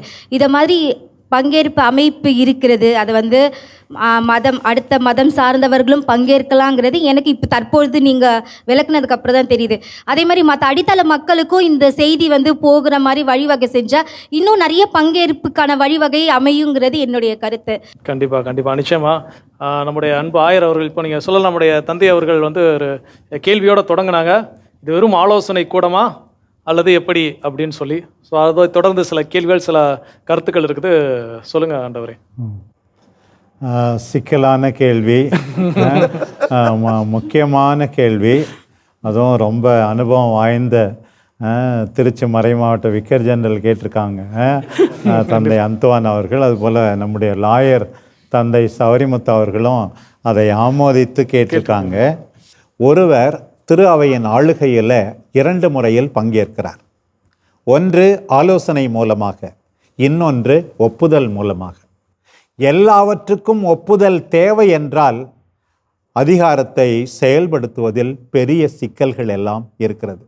ஒரு ஆயரை பொறுத்தமட்டில் முக்கியமாக 2 காரியங்களில், அதுவும் பொருளாதாரம் சார்ந்த காரியங்களில் மறைமாவட்ட ஆலோசகர்களின் மற்றும் மறைமாவட்ட நிதிக்குழுவின் ஒப்புதல் இருந்தால்தான் அவர் நிலத்தை விற்க முடியும் அல்லது மிகப்பெரிய தொகையை செலவு செய்ய முடியும் என்று இருக்கிறது. மற்றதற்கெல்லாம் ஆலோசனை தான் அப்படித்தான் என்று இருக்கிறது. இன்னொரு பக்கம் ஆலோசனை வாக்கு மட்டும் இருந்தால் எதுவும் இல்லை. ஆனால் ஒன்று மட்டும் உண்மை, வெறும் ஆலோசனை வாக்கு மட்டும்தான் இருக்கிறது என்று சொல்லி பேசாமல் இருந்து விடாதே. நாம் எல்லாரும் குறைத்து கொண்டே இருக்க வேண்டும். எசேக்கியேல் இறைவாக்கினரிடம் ஆண்டவர் அதைத்தானே சொன்னார், நீ சொல்லு, கேட்க மாட்டார்கள், கவலைப்படாதே. அவர்கள் நடுவே ஒரு இறைவாக்கினர் இருந்தார் என்பதை பின்னால் உணர்ந்து கொள்வார்கள். எனவே யாரும் மனம் தளர்ந்து விடாமல் தைரியமாக பேச வேண்டும், தங்கள் கருத்துக்களை எடுத்துரைக்க வேண்டும். தாந்தே சொன்னார், the hottest place in the hell is reserved for those who keep quiet when they have to speak. நரகத்திலே சூடான இடம் யாருக்காக இருக்கிறது தெரியுமா? பேச வேண்டிய நேரத்தில் ஐயோ நான் கடந்த காலத்தில் பேசினேன் எனவே பேச மாட்டேன் என்று மௌனியாக இருக்கிறார்களே, அவர்களுக்குத்தான் நரகத்தில் சூடான இடம் இருக்கிறது. இந்த நம்ம கூட்டுறங்கிய திரு அவைக்காக தயாரிக்கின்ற நிலையிலும் 2 காரியங்களை திருத்தந்தை மீண்டும் மீண்டும் வலியுறுத்தி இருக்கிறார். எல்லாரும் பேச வேண்டும், எல்லாரும் கேட்க வேண்டும். நிச்சயமாக தூய ஆவியானவர் செயல்படுவார். எல்லாரும் பொறுப்பேற்க வேண்டும் தங்களுடைய செயல்களுக்காக. அப்படிப்பட்ட நிலைதான் இன்றைக்கு உருவாக வேண்டும். எல்லாரும் பேசுவோம், உண்மைக்காக பேசுவோம், நீதிக்காக குரல் கொடுப்போம், மற்றவர்கள் பேசுவதையும் நாமும் கேட்போம், எல்லாருக்கும் செவி கொடுப்போம். நிச்சயமாக ஒவ்வொரு சமூகமும் ஒவ்வொரு அமைப்பும் அதற்கு உகந்த தலைவர்களைத்தான் நிச்சயமாக பெற்றுக்கொள்ளும். என்னை பொறுத்தவரை மனம் தளர்ந்து விடக்கூடாது என்று தான் நான் சொல்வேன். கண்டிப்பாக ஆண்டவர் நம்முடைய தந்தை அவர்கள் கேள்விக்கு அப்புறம் ஆண்டவருடைய விளக்கத்தின்படி ஒரு விஷயம் என்ன தோணுது அப்படின்னா, நம்முடைய தந்தை அவர்கள் பேசும்போது சொன்னாங்க, ஆலோசனைகள் நாம் கொடுக்கக்கூடிய ஆலோசனைகள் அனைத்தும் முடிவாக அங்கே எடுக்கப்பட வேண்டும் என்ற எண்ணம் கிடையாது அப்படின்னு அழகாக சொன்னாங்க. ஸோ அப்போ அது வந்து முடிவு கிடையாது, நம்ம ஆலோசனைகள் கொடுத்துக்கொண்டே இருக்கலாம். ஸோ அது நம்முடைய ஆண்டவர் சொன்ன மாதிரி மீண்டுமாக நம்முடைய ஆலோசனைகளை கொடுத்துக்கொண்டே இருக்கும்போது கண்டிப்பாக அது ஒரு ஆய்வுக்கு உட்படுத்தப்பட்டு நல்ல முடிவுகளை தருமாயின் அது முடிவாக எடுக்கப்படலாம். இதை நீங்கள் என்ன நினைக்கிறீங்க ஃபாதர்? பங்குகளில் இருக்கக்கூடிய பொதுநிலையினருக்கு ஏமாற்றங்கள் நிச்சயமாக பல நேரங்களில் வருகின்றன. இதில் திருத்தந்தை கூறக்கூடிய கருத்து என்ன கூறுகின்றார் என்றால், ஆடுகளின் உண்மைத்தன்மையை அறிந்த ஆயர்களாக பங்கு தந்தையர்கள் இருக்க வேண்டும். You should know the smell of the sheep. அருகில் சென்று பார்த்தால்தான் தெரியும். எனவே பங்கு பேரவைகளிலோ அல்லது பங்கு திருவிழாக்களில் முடிவெடுக்கக்கூடிய சூழ்நிலைகளிலோ பங்கு தந்தை தன்னுடைய கருத்தினை மட்டும் கொண்டு வர முடியாது. ஒருவேளை திட்டமிடல் இருக்கலாம், அந்த திட்டமிடல் முழுமை பெறாத நிலையில் இருக்க வேண்டும். ஆலோசனையில்தான் எதிர்பார்ப்புகள், தேவைகள் எல்லாம் வெளிப்படும். இதைத்தான் நம்முடைய திருத்தந்தை மிக அழகாக கூறுகின்றார். ஆடுகளுடைய தேவை, உன்னுடைய மக்களுடைய தேவைகள், யதார்த்தங்கள், சூழ்நிலைகளை எல்லாம் புரிந்து கொள்பவராக இருக்க வேண்டும். குறைந்தது 5 ஆண்டுகள் தான் ஒரு பங்கில் ஒரு பங்கு தந்தை இருக்கின்றார். 5 ஆண்டுகள் எல்லாவற்றையும் அவரால் புரிந்து கொள்ள முடியாது. எனவே ஆலோசனைகள் கட்டாயம் தேவை. இன்னொரு வழியிலும் நாம் பார்க்கலாம். ஒருவேளை நான் ஒரு பங்கு தந்தையாக இருந்து முடிவோடு வருகின்றேன் என்று வைத்துக் கொள்வோம். பங்கு பேரவையில் இருக்கக்கூடிய எல்லாரும் பகிர்ந்தளித்திருக்கின்றார்கள். என்னுடைய முடிவினில் மாற்றம் வரவில்லை என்றால் நான் அகங்காரம் கொண்ட ஒரு பங்கு தந்தையாகத்தான் இருக்க முடியும். நான் நினைத்தது நடக்க வேண்டும். இந்த இருமாப்பு நிச்சயமாக இருக்கக்கூடாது. ஏனென்றால் பங்கு மக்கள் தங்களுடைய இயல்புகளையும் தங்களுடைய சூழ்நிலைகளையும் எதிர்பார்ப்புகளையும் தேவைகளையும் சொல்லுகின்ற பொழுது இருமாப்போடு வந்த நான் கூட இளகிய மனம் கொண்டவனாக மாற தேவையில்லை. அவர்களுடைய உரிமைக்கு நான் மதிப்பு கொடுக்கக்கூடியவனாக, அதை பொறுத்த மட்டில் இருக்கக்கூடியவனாக இருக்க வேண்டும். அடுத்து தந்தை அவர்கள் கேட்டார்கள், ஜனநாயக முறைப்படி இருக்கின்றது, ஆனால் படிநிலைகள் இருக்கின்றன. 2 புரிதல்கள் தான். படிநிலையில் இருக்கக்கூடிய அந்த நபர்களுடைய உண்மையான பொறுப்பு என்ன? பணிதான் பொறுப்பு, ஆதிக்கம் அல்ல. 2வது, ஜனநாயக முறையில் எல்லாம் இருந்துவிட முடியாது. ஏனென்றால் 195 பேர் சேர்ந்து இனிமேல் இது இப்படித்தான் இருக்க வேண்டும் என்று பரிந்துரை செய்கின்ற பொழுது ஒருவேளை அது கிறிஸ்துவின் போதனைக்கு எதிராக இருந்தால் பெரும்பான்மை இருக்கின்றது, எனவே நிறைவேற்றுங்கள் என்று கேட்க முடியாது. இதில்தான் ஒரு சிறிய நிலைமை இருக்கின்றது என்பதையும் நாம் புரிந்து கொண்டவர்களாக இருக்க வேண்டும். இறுதியாக நான் இதை பொறுத்த மட்டில் கூற விரும்புவது, மனப்பக்குவம் வேண்டும். குறிப்பாக அருள்நிலையில் இருக்கக்கூடியவர்களுடைய மனப்பக்குவம். 2வது, எல்லா மக்களுடைய மனப்பக்குவம். ஒரே ஒரு சிறிய உதாரணம். 374ஆம் ஆண்டு உலகத்தின் மிகப்பெரிய மறைமாவட்டத்தில் ஆயர் தேர்ந்தெடுக்கக்கூடிய சூழல் மிலான் நகரில் 2 குழுவினருக்கு இடையில் பெரிய மோதல். அரசாங்க அதிகாரி வருகின்றார். குழுமத்தில் ஒரு குரல் கூறுகிறது, அம்புரோஸ் ஆயர் என்று. இதில் நடந்த மிகப்பெரிய புதுமை, ஒரு நபரை ஆயராக அடையாளம் காட்டியது அல்ல, கடவுள் அடையாளம் காட்டிய அந்த ஆயரை 2 குழுமங்களும் தங்களுடைய சுய விருப்புகளை எல்லாம் தள்ளி வைத்து ஏற்றுக்கொண்டது. அதுதான் உண்மையான கிறிஸ்தவ முதிர்ச்சி. அந்த முதிர்ச்சிக்கு அனைவரும் செல்ல வேண்டும். பொதுநிலையினரும் சரி, துறவியரும் சரி, குருத்துவ நிலையில் இருக்கக்கூடியவர்களும் சரி செல்ல வேண்டும். அந்த ஆன்மீக முதிர்ச்சியை வளர்த்தெடுக்க வேண்டும். கண்டிப்பாக ரொம்ப அற்புதமாக சொன்னீங்க ஃபாதர். நம்ம தொடர்ந்து நிறையா கருத்துக்கள் இங்கே வந்துக்கிட்டே இருக்குது. தந்தை அவர்கள் தயாராக இருந்தாங்க. தந்தை அவர்கள் சொல்லிடுங்க.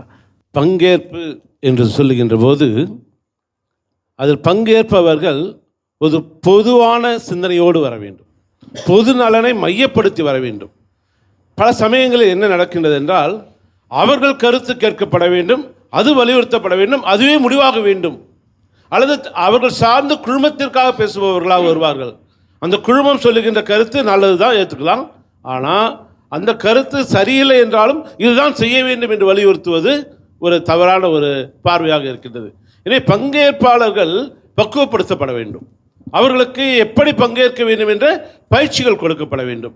இது முதல் கருத்து.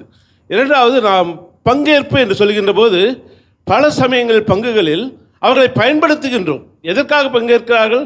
அந்த வேலை செய்ய, இந்த வேலை செய்ய, ஒட்டடை அடிக்கணும், இதை பார்க்குறியா, அதுக்காக தான் நம்ம அவர்களை பங்கேற்பாளர்களாக இணைச்சுக்கிறோமா என்ற ஒரு கேள்விக்குறி இருக்குது. இறுதியாக நாம் பங்கேற்பு என்று சொல்லுகின்ற போது, திருச்சபையிலே நாம் பங்கேற்பு என்பது ஏதோ ஒரு ஆன்மீக காரியத்திற்காக பொதுநிலையினரை பங்கேற்க செய்வதாக நாம் பார்க்கின்றோம். அல்ல, திருச்சபை விரும்புவது எல்லா நிலையிலும் பங்கேற்பு. தொடக்க திருச்சபை அதை தான் விரும்புகின்றது. சமூக பணிகளில் பார்க்கின்றால் அங்கு பங்கேற்பே இருப்பதே இல்லை. பெரும்பாலான பங்குகளில் ஏதோ ஒரு கொரோனா காலம் வந்தால் ஓடி வந்து உதவி செய்வது. ஆனால் தொடர் திட்டம் இருக்கின்றதா சமூக பணிக்கானது? எந்த பங்கிலும் இல்லை. அதே போல் ஒரு அரசியல் பங்கேற்பு ரொம்ப முக்கியம். அது இன்றைய காலகட்டத்திற்கு மிக முக்கியமாக இருக்கிறது. இந்த அரசியல் பங்கேற்பிற்கு மக்களை நாம் தயார்படுத்தி இருக்கிறோமா? இது பொதுநிலையினர் அதிகமாக முன் வர வேண்டிய ஒரு பங்கேற்பு. ஆனால் அதையெல்லாம் விட்டுவிட்டு பெரும்பான்மை நிர்வாக பங்கேற்பு அல்லது ஆன்மீக பங்கேற்பு அல்லது வழிபாட்டுக்கான பங்கேற்பாக தான் இது அமைகிறதாக நான் உணர்கின்றேன். தொடர்ந்து தந்தை அவர்கள். ஆயர் அவர்களின் பகிர்வும் அருட்தந்தை அவர்களின் பகிர்வும் மிகவும் தெளிவாக இருந்தது. எப்படி இறை மக்கள் பங்கேற்பில் ஈடுபடலாம் என்று. அன்பியங்களின் பங்களிப்பை நான் இந்த நேரத்தில் சுட்டிக்காட்ட விரும்புகிறேன். ஒவ்வொரு பங்கிலும் பங்கு அருட்பணி பேரவை, செயற்குழு, நிதிக்குழு, திருவழிபாட்டுக்குழு, இன்னும் பல பக்த சபைகள், துறவர சபைகள் இவையெல்லாம் இருந்தாலும் என்னுடைய சிறு அனுபவத்திலிருந்து, பங்கில் பணியாற்றியதிலிருந்து, அன்பியங்களின் பங்களிப்பு மக்களை இன்னும் பங்கேற்பாளர்களாக மாற்றுவதற்கு மிகவும் உதவியாக இருக்கும். ஏனென்றால் ஒரு பங்கில் பல்வேறு மண்டலங்கள் இருக்கும், ஒவ்வொரு மண்டலத்திலும் பல்வேறு அன்பியங்கள் இருக்கும். ஒவ்வொரு அன்பியத்திலிருந்தும் ஒருவர் பங்கு அருட்பணி பேரவைக்கு உறுப்பினராக தேர்வு செய்யப்படுவார்.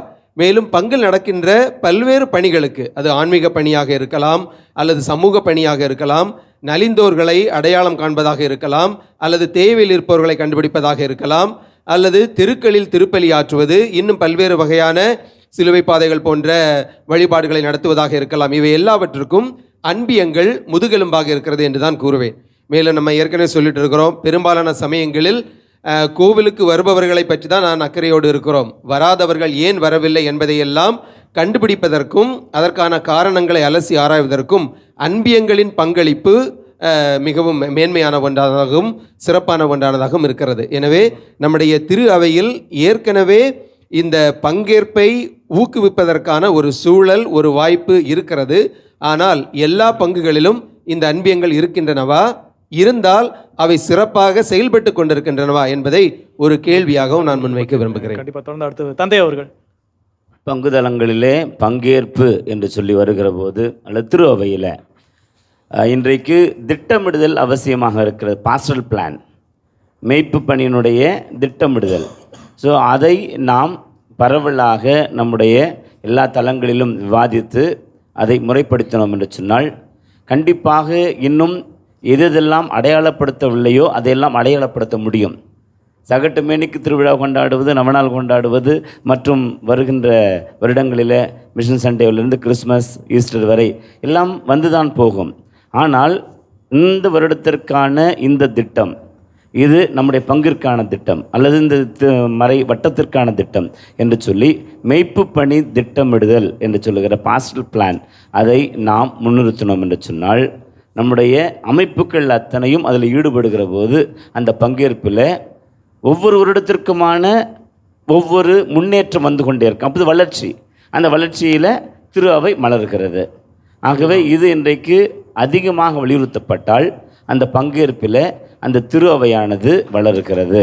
இரண்டாவது, என்னுடைய இன்னொரு சிக்கலும் அல்லது ஒரு சிறிய பார்வையில் ஒருவேளை என்னுடைய தனிப்பட்ட கருத்தாக கூட இருக்கலாம். என்னவென்று சொன்னால், பங்கேற்பு என்று சொல்லி வருகிற போது அங்கே நாம் ஒரு போட்டி மனப்பான்மை என்று ஒன்றொன்றும் தொக்கி நிற்கிறது. அதாவது யார் யாரெல்லாம் முன்னுக்கு வந்தார்களோ, ஒரு காலகட்டம் வருகிற பங்கு பேரவையில் 3 ஆண்டுகள் தான் அல்லது அவர்கள் 5 ஆண்டுகள் தான் இருக்க முடியும் என்று சொல்லி வருகிற பொழுது, அவர்கள் அடுத்த கட்டத்திற்கு போகிற போது அது திரு பணியாளரிடத்திலும் அந்த பிரச்சனை இருக்கிறது. அந்த நிலையிலிருந்து கீழே இறங்குவதற்கு தயக்கம். ஆகவே போட்டியாளர்களாக மாறி போய்விடுகிறார்கள். ஸோ பங்களிப்பு என்பது காம்படிஷனாக மாறுகிற போது பங்கில் நிறைய வளர்ச்சி பணிகளுக்கு சிக்கலாக இருக்கிறது. அந்த தலைமை பொறுப்பில் இருக்கிறவர்களுக்கு அதைவிட இன்னும் சிக்கலாக இருக்கிறது, எப்படி இதை கையாளுவது. ஆகவே பங்களிப்பு என்பது, பங்கேற்பு என்பது எப்படி ஆசீர்வாதமோ, சில நேரங்களில் இந்த சுயநலம் என்று வருகிற பொழுது போட்டி மனப்பான்மை அது தலைவலியாக மாறுகிற ஒரு வழியும் நாம் பார்த்து கொண்டிருக்கிற ஒன்றாக இருக்கிறது. அது வருத்தமும் அளிக்கிறது. கண்டிப்பாக யதார்த்த சூழலில் ரொம்ப அற்புதமாக சொன்னீங்க ஃபாதர். இப்போ வந்து பங்கேற்பு அப்படிங்கிறத பற்றி நம்ம பேசிகிட்டு இருக்கிறோம். ஸோ இளைஞர் பணிக்குழுவில் மிக அற்புதமாக பங்கேற்று கொண்டிருக்கக்கூடிய அன்பர் அபிஷேக் அவர்கள் தன்னுடைய கருத்துக்களை இப்போ பதிவு செய்யலாம். எனக்கு ஒரு சின்ன சந்தேகம். பங்கேற்பு பற்றி தந்தையவர்கள் பேசும்பொழுது துவக்கத்தில் கூறினார்கள், அனைவரும் பங்கேற்க வேண்டும். அதிலும் குறிப்பாக இளைஞர்களிடம் ஒரு செயல்பாட்டை கொடுத்தால் அந்த செயல் சிறப்பாக அமையும். ஒருவேளை இளைஞர்கள் பங்கேற்க சற்று தயக்கம் காட்டினால் அந்த தயக்கத்தை நீக்கி நாம் அவர்கள் பங்கேற்பதற்கு வழிவகைகளை செய்து கொடுக்க வேண்டும் என்று தந்தையவர்கள் தொடக்கத்தில் முன்னுரையில் கூறினார்கள். இப்பொழுது என்னுடைய சந்தேகம் என்னவென்றால், என்னுடைய வாழ்வில் நடந்த 2 நிகழ்வுகள், இரண்டுமே இந்த ஆயர்கள் மாமன்றத்தை பற்றியது. உலக ஆயர்கள் மாமன்றத்தை பற்றி அனைத்து மறை மாவட்டங்களிலும் பரவலாக்க பணிகள் சென்று கொண்டிருக்கின்றன. அந்த விதத்தில் என்னுடைய மறை மாவட்டத்திலும் பரவலாக்க பணி நடைபெற்றது. அப்பொழுது ஒரு இளைஞர் இயக்கம் சார்பாக இளைஞன் என்ற முறையில் நான் ஆயர்கள் மாமன்றத்தை பற்றி ஒரு காணொளியை உருவாக்கி யூடியூப்பில் பதிவேற்றம் செய்தேன். அப்பொழுது ஒரு அருள் தந்தையானவர் அந்த வீடியோவை பார்த்து நிறைய தந்தையர்கள் பாராட்டினார்கள். ஆனால் இந்த ஆயர்கள் மாமன்றத்தில் அதற்காக பொறுப்பில் இருக்கக்கூடிய ஒரு தந்தையானவர் என்னை பார்த்து சொன்னார்கள், நீ எப்படி இந்த வீடியோவை போடலாம், இங்கே நிறைய ஃபாதர்ஸ் இருக்காங்க, நிறைய பெரிய ஆட்கள் இருக்காங்க, நீ எப்படி இந்த வீடியோவை போடலாம். ஒன்று. இன்னொன்று, 2வது நிகழ்வு, பங்குதளத்தில் இந்த ஆயர்கள் மாமன்றத்திற்கென்று ஒரு குழு ஒன்று நியமிக்கப்பட்டுள்ளது. அப்பொழுது சாதாரண மக்களுக்கு அவர்களுக்கு புரியக்கூடிய வகையில் நாம் எளிய விதத்தில் ஒரு காணொளியை உருவாக்கி நாம் பதிவேற்று செய்ய வேண்டும். ஒரு 4-5 தலைப்புகளில் பதிவேற்றம் செய்ய வேண்டும். அப்பொழுது அதனை பார்க்கும் பொழுது சும்மா ஒருத்தவங்க பேசிக்கிட்டு இருக்கிறத விட ஒரு காணொலியை எளிய முறையில் அவங்களுக்கு புரியக்கூடிய விதத்தில் கொடுத்தோம்னா அந்த மக்களுக்கு அது புரியும். எனவே அந்த காணொலியை கொடுக்க வேண்டும். அப்பொழுது நான் அந்த தந்தையானவரிடம் கேட்டேன், சரி ஃபாதர், அப்போ நம்ம இதை 4-5 பேருக்கு பிரித்து கொடுக்கலாம். பிரித்து கொடுத்து ஒவ்வொருத்தரும் ஒவ்வொரு காணொலி சொல்கிற மாதிரி நம்ம ஒரு வழிவகையை ஏற்படுத்தி கொடுக்கலாம். அப்பொழுது தந்தையானவர் கூறுகிறார்கள், இல்லை இதை பற்றி எல்லாருக்கும் தெரியாது, எல்லாருக்கும் இந்த தெளிவு கிடையாது, அதனால் நானே எல்லாத்தையும் கொடுக்குறேன். அதாவது ஒத்துக்கிறேன், எல்லாருக்கும் இதை பற்றிய தெளிவுகள் இருக்காது, ஆனால் அதை நாம் உருவாக்கி கொடுக்க வேண்டும். இல்லை இந்த தலைப்பில் நாம் சொல்லி கொடுத்து அல்லது உங்களுக்கு இதை பற்றி என்ன தெரியும் அப்படி சொல்லி கொடுத்து அவங்கள உருவாக்கி பங்கேற்க வழிவகை செய்யலாம்.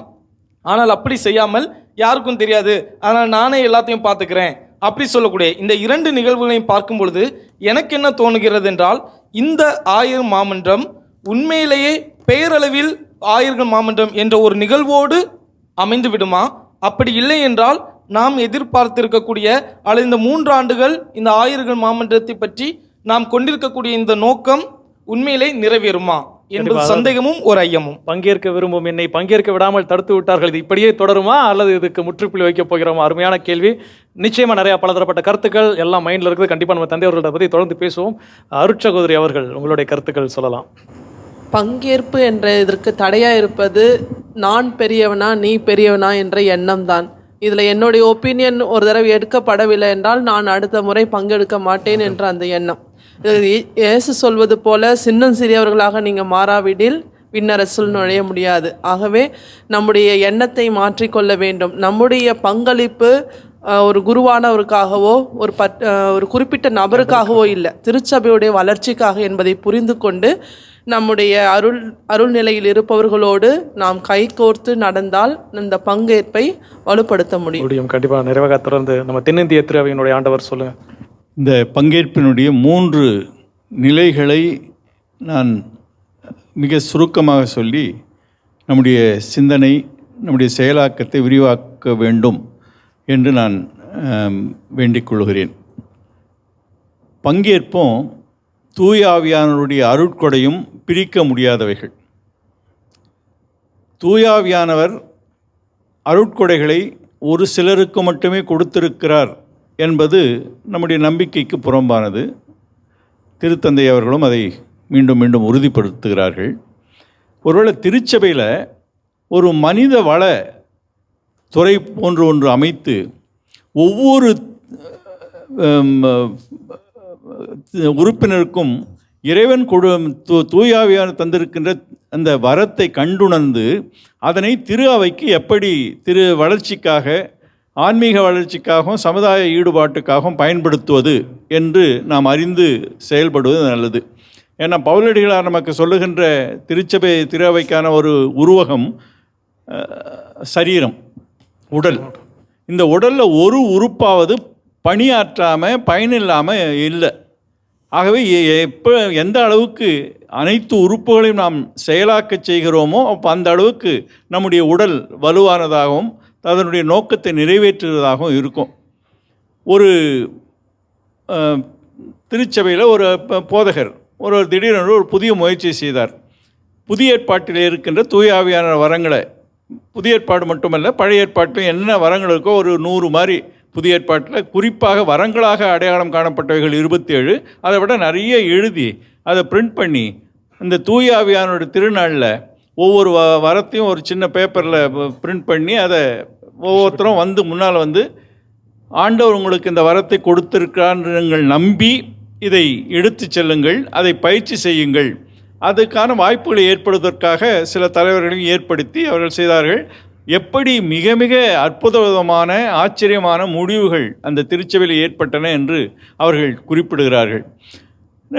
தொழில் அடிப்படையில் பல குழுக்களை ஆசிரியர்களாக இருக்கிறவர்களை ஒன்றாக அமைத்து மாலையில் ஏழை எளிய பிள்ளைகளுக்கு கற்றுக் கொடுப்பது, மருத்துவத்துறையில் இருக்கிறவர்களை ஒன்றாக இணைத்து அவர்கள் அந்த துறையிலே சமுதாய ஈடுபாடுகளை செய்வது, இப்படி நம்ம நினச்சோன்னா இப்படி மனித வளத்தை கண்டறிந்து அதை அவர்கள் திருச்சபை நன்மைக்காகவும் சமுதாய மேம்பாட்டுக்காகவும் பயன்படுத்துகின்ற முறைகளை நாம் அறிமுகப்படுத்தினா எத்தனை பேரை நம்ம இந்த பங்கேற்பில் ஈடுபடுத்த முடியுமோ அது உண்மையாகவே திருச்சபைக்கு வலிமை சேர்க்கும்.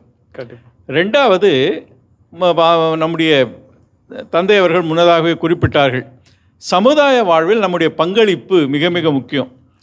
ஏன்னா ஆண்டவருக்கு ஆண்டவருடைய முதல் அன்பு திருச்சபை அல்ல, உலகத்திலே அன்பு கூர்ந்தார். அதனால் திருச்சபையை அவருடைய மீட்பின் கருவியாக பயன்படுத்த விரும்புகிறார். ஆகவே இன்றைக்கு உலகிலே அவர் செயலாற்றி கொண்டிருக்கிறார். இன்றைக்கு இருக்கிற நிலைமைகள் மிக மிக நம்ம வருத்தப்படுகின்ற ஒரு நிலைமைகள். அதில் நம்ம எப்படி பங்கேற்க செய்வது நம்முடைய மக்களை?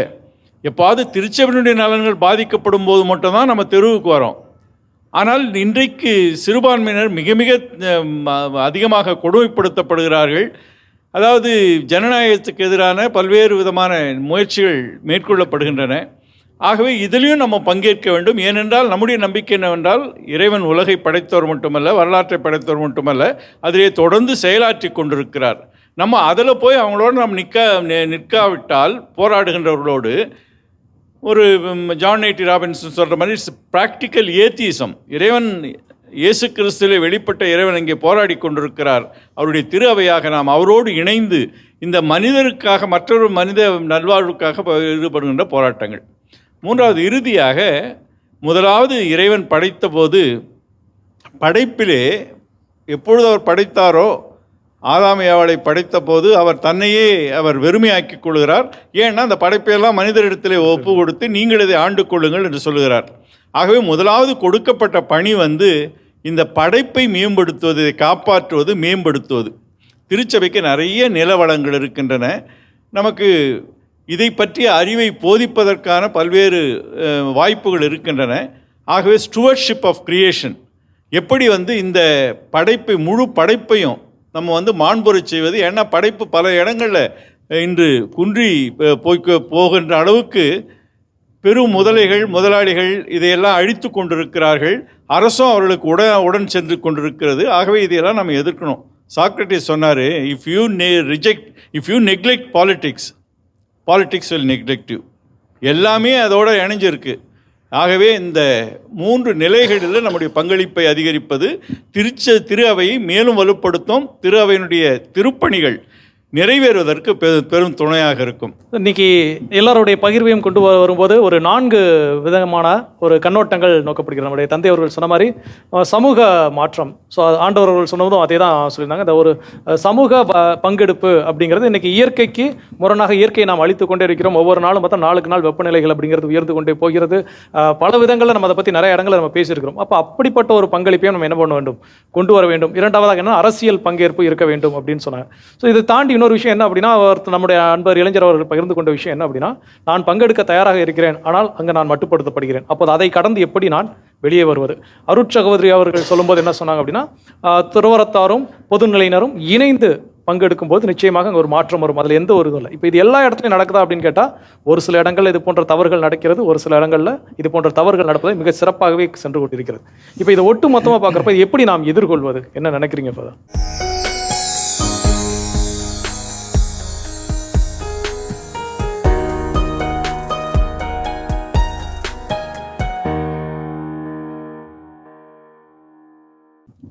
அதாவது இந்த கருத்துக்களின் அடிப்படையில் 3 நிலைகளில் நாம் இன்னும் பரிந்துரைகளை வைக்கலாம். முதலாவது, அருள் தந்தையர்கள் கூறியதை போன்று என்னுடைய கருத்திற்குத்தான் முக்கியத்துவம் கொடுக்க வேண்டும், அதுதான் முடிவாக வர வேண்டும்.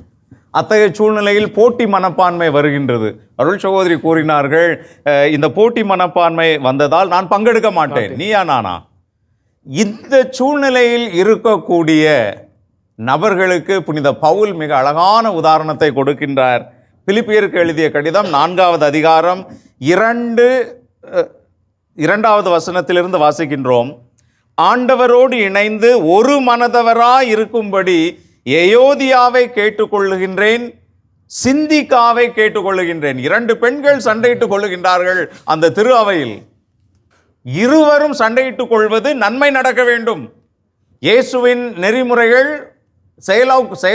நெறிமுறைகளுக்கு செயலூக்க கொடுக்க வேண்டும் என்றுதான், இன்னொரு இயேசுவுக்கு எதிரியினுடைய செயல்பாட்டுக்கு அல்ல. ஆனால் அதே நேரத்தில் பவுல் கூறுவது எதுதான், ஆண்டவரோடு இணைந்து நீங்கள் ஒற்றுமையாக செயல்படுங்கள் என்று. எனவே போட்டியாளராக கருதக்கூடாது, இனிமேல் நான் பங்களிக்க மாட்டேன் என்றும் சொல்லக்கூடாது. என்னுடைய கருத்தோடு வந்தேன், ஆனால் அதைவிட இன்னும் நல்ல கருத்து இருக்கின்றது, எனவே அதை ஏற்றுக்கொண்டு நான் ஒத்துழைப்பேன். இதுதான் மீண்டும் நான் கூறுகின்றேன், ஆன்மீக முதிர்ச்சி மனப்பக்குவம் என்பது மிக மிக முக்கியமானது. 2வது, இளைய தம்பி கூறியதை போன்று உங்களுக்கு ஒன்றும் தெரியாது எனக்குத்தான் தெரியும் என்று கூறுவது திரு அவையின் எதிர்பார்ப்பு அல்ல. 2ஆம் வத்திக்கான் திருச்சங்கம் பொதுநிலையினருக்கான ஏடு மிக அழகாக கூறுகின்றது. அப்போஸ்தோலிக்காம் ஆக்துவா சித்தாத்தம் என்கின்ற அந்த மடல் மிக தெளிவாக கூறுகின்றது, பொதுநிலையினருடைய ஆன்மீகம் எந்த நிலைப்பாடு எடுத்து சமூகத்தில் இருக்கின்றார்களோ அந்த நிலைப்பாட்டில் உலகில் சிறந்தவர்களாக மாற வேண்டும். ஒரு கொத்தனார் என்றால் சிறந்த கொத்தனராக மாற வேண்டும். அந்த பணி நிச்சயமாக பங்கு குருவுக்கு தெரியாது. இணைய வழியில் திறம்படைத்தவராக இருக்கின்றார் என்றால் உலக தரத்தில் திறம்படைத்தவராக மாற வேண்டும். அதுதான் ஆன்மீகம். அதற்காக வழிபாடுகள் எல்லாம் தேவையில்லை என்று அல்ல. எனவே திருநிலையில் இருப்பவர்கள், தலைமை பொறுப்பில் இருக்கின்றவர்கள், நம்முடைய தென்னிந்திய திருச்சபை பேராயர் மிக அழகாக கூறியதை போன்று இந்த வளங்களை எல்லாம் கண்டுபிடித்து அவற்றையெல்லாம் ஒருமுகப்படுத்தி ஒன்று சேர்த்து திரு அவையின் வளர்ச்சிக்காக நாம் கொண்டு செல்ல வேண்டும் என்பது. இறுதியாக தந்தை அவர்கள் கூறியதை போன்று திட்டமிடாத எதுவும் இலக்கை அடைய முடியாது. அது ஒரு குடும்பமாக இருந்தாலும் சரி, திட்டமிடுதல் மிக மிக அவசியம். எனவே நம்முடைய பங்குகளிலும் சரி, கத்தோலிக்க திரு அவை நிறுவனங்களும் சரி, கிறிஸ்தவ நிறுவனங்களும் சரி, திட்டமிடுதல் மிக மிக முக்கியம். அதில் அனைவரையும் பங்கு பெற வைப்பது இன்னும் மிக முக்கியமானது என்பது என்னுடைய கருத்து. கண்டிப்பாக ரொம்ப அற்புதமாக சொன்னீங்க தந்தை அவர்களே. சொல்லும்போதில் என்ன ஒரு விஷயம் மைண்டில் வருதுன்னா, பங்கேற்பு என்று வரும்போது நாம் ஓடக்கூடிய ஒரு ஆற்று நீராக, காட்டாற்று வெள்ளமாக நாம் இருக்க வேண்டும். அதில் ஒரு கள்ள தூக்கி போடுறாங்களா, கடந்து போகணும். அதில் ஒரு பெரிய அணையை கட்டி மறைக்கிறாங்களா, அதை உடச்சிட்டு போவதற்கு நான் தயாராக இருக்க வேண்டும். என்னுடைய கருத்து ஏற்கப்படவில்லை, நான் சொல்வது எங்கள் கேட்கவில்லை, நான் திரும்ப போக மாட்டேன் அப்படின்னு சொல்லிட்டு ஒதுங்கி போவது என்பது பங்கேற்பில் வராது என்பதை ரொம்ப அழகாக என்ன சொன்னாங்கன்னா, இப்போ அடுத்ததாக தந்தை நண்பர் அவர்கள் சொல்வதற்கு தயாராக இருக்கிறாங்க. I have one small this one what to say, I would like to put forward, like there are a lot of Catholics are there from the northeast and Chennai, but due to their activities, in a sense due to their professions, like Sunday and Saturday is the main business day for a businessman in this one main city like. So what happened? Most of the Catholics doesn't go to the church because see Sunday they have to focus on the business day. Sometimes they'll come late and all that thing. So totally they lost their track one.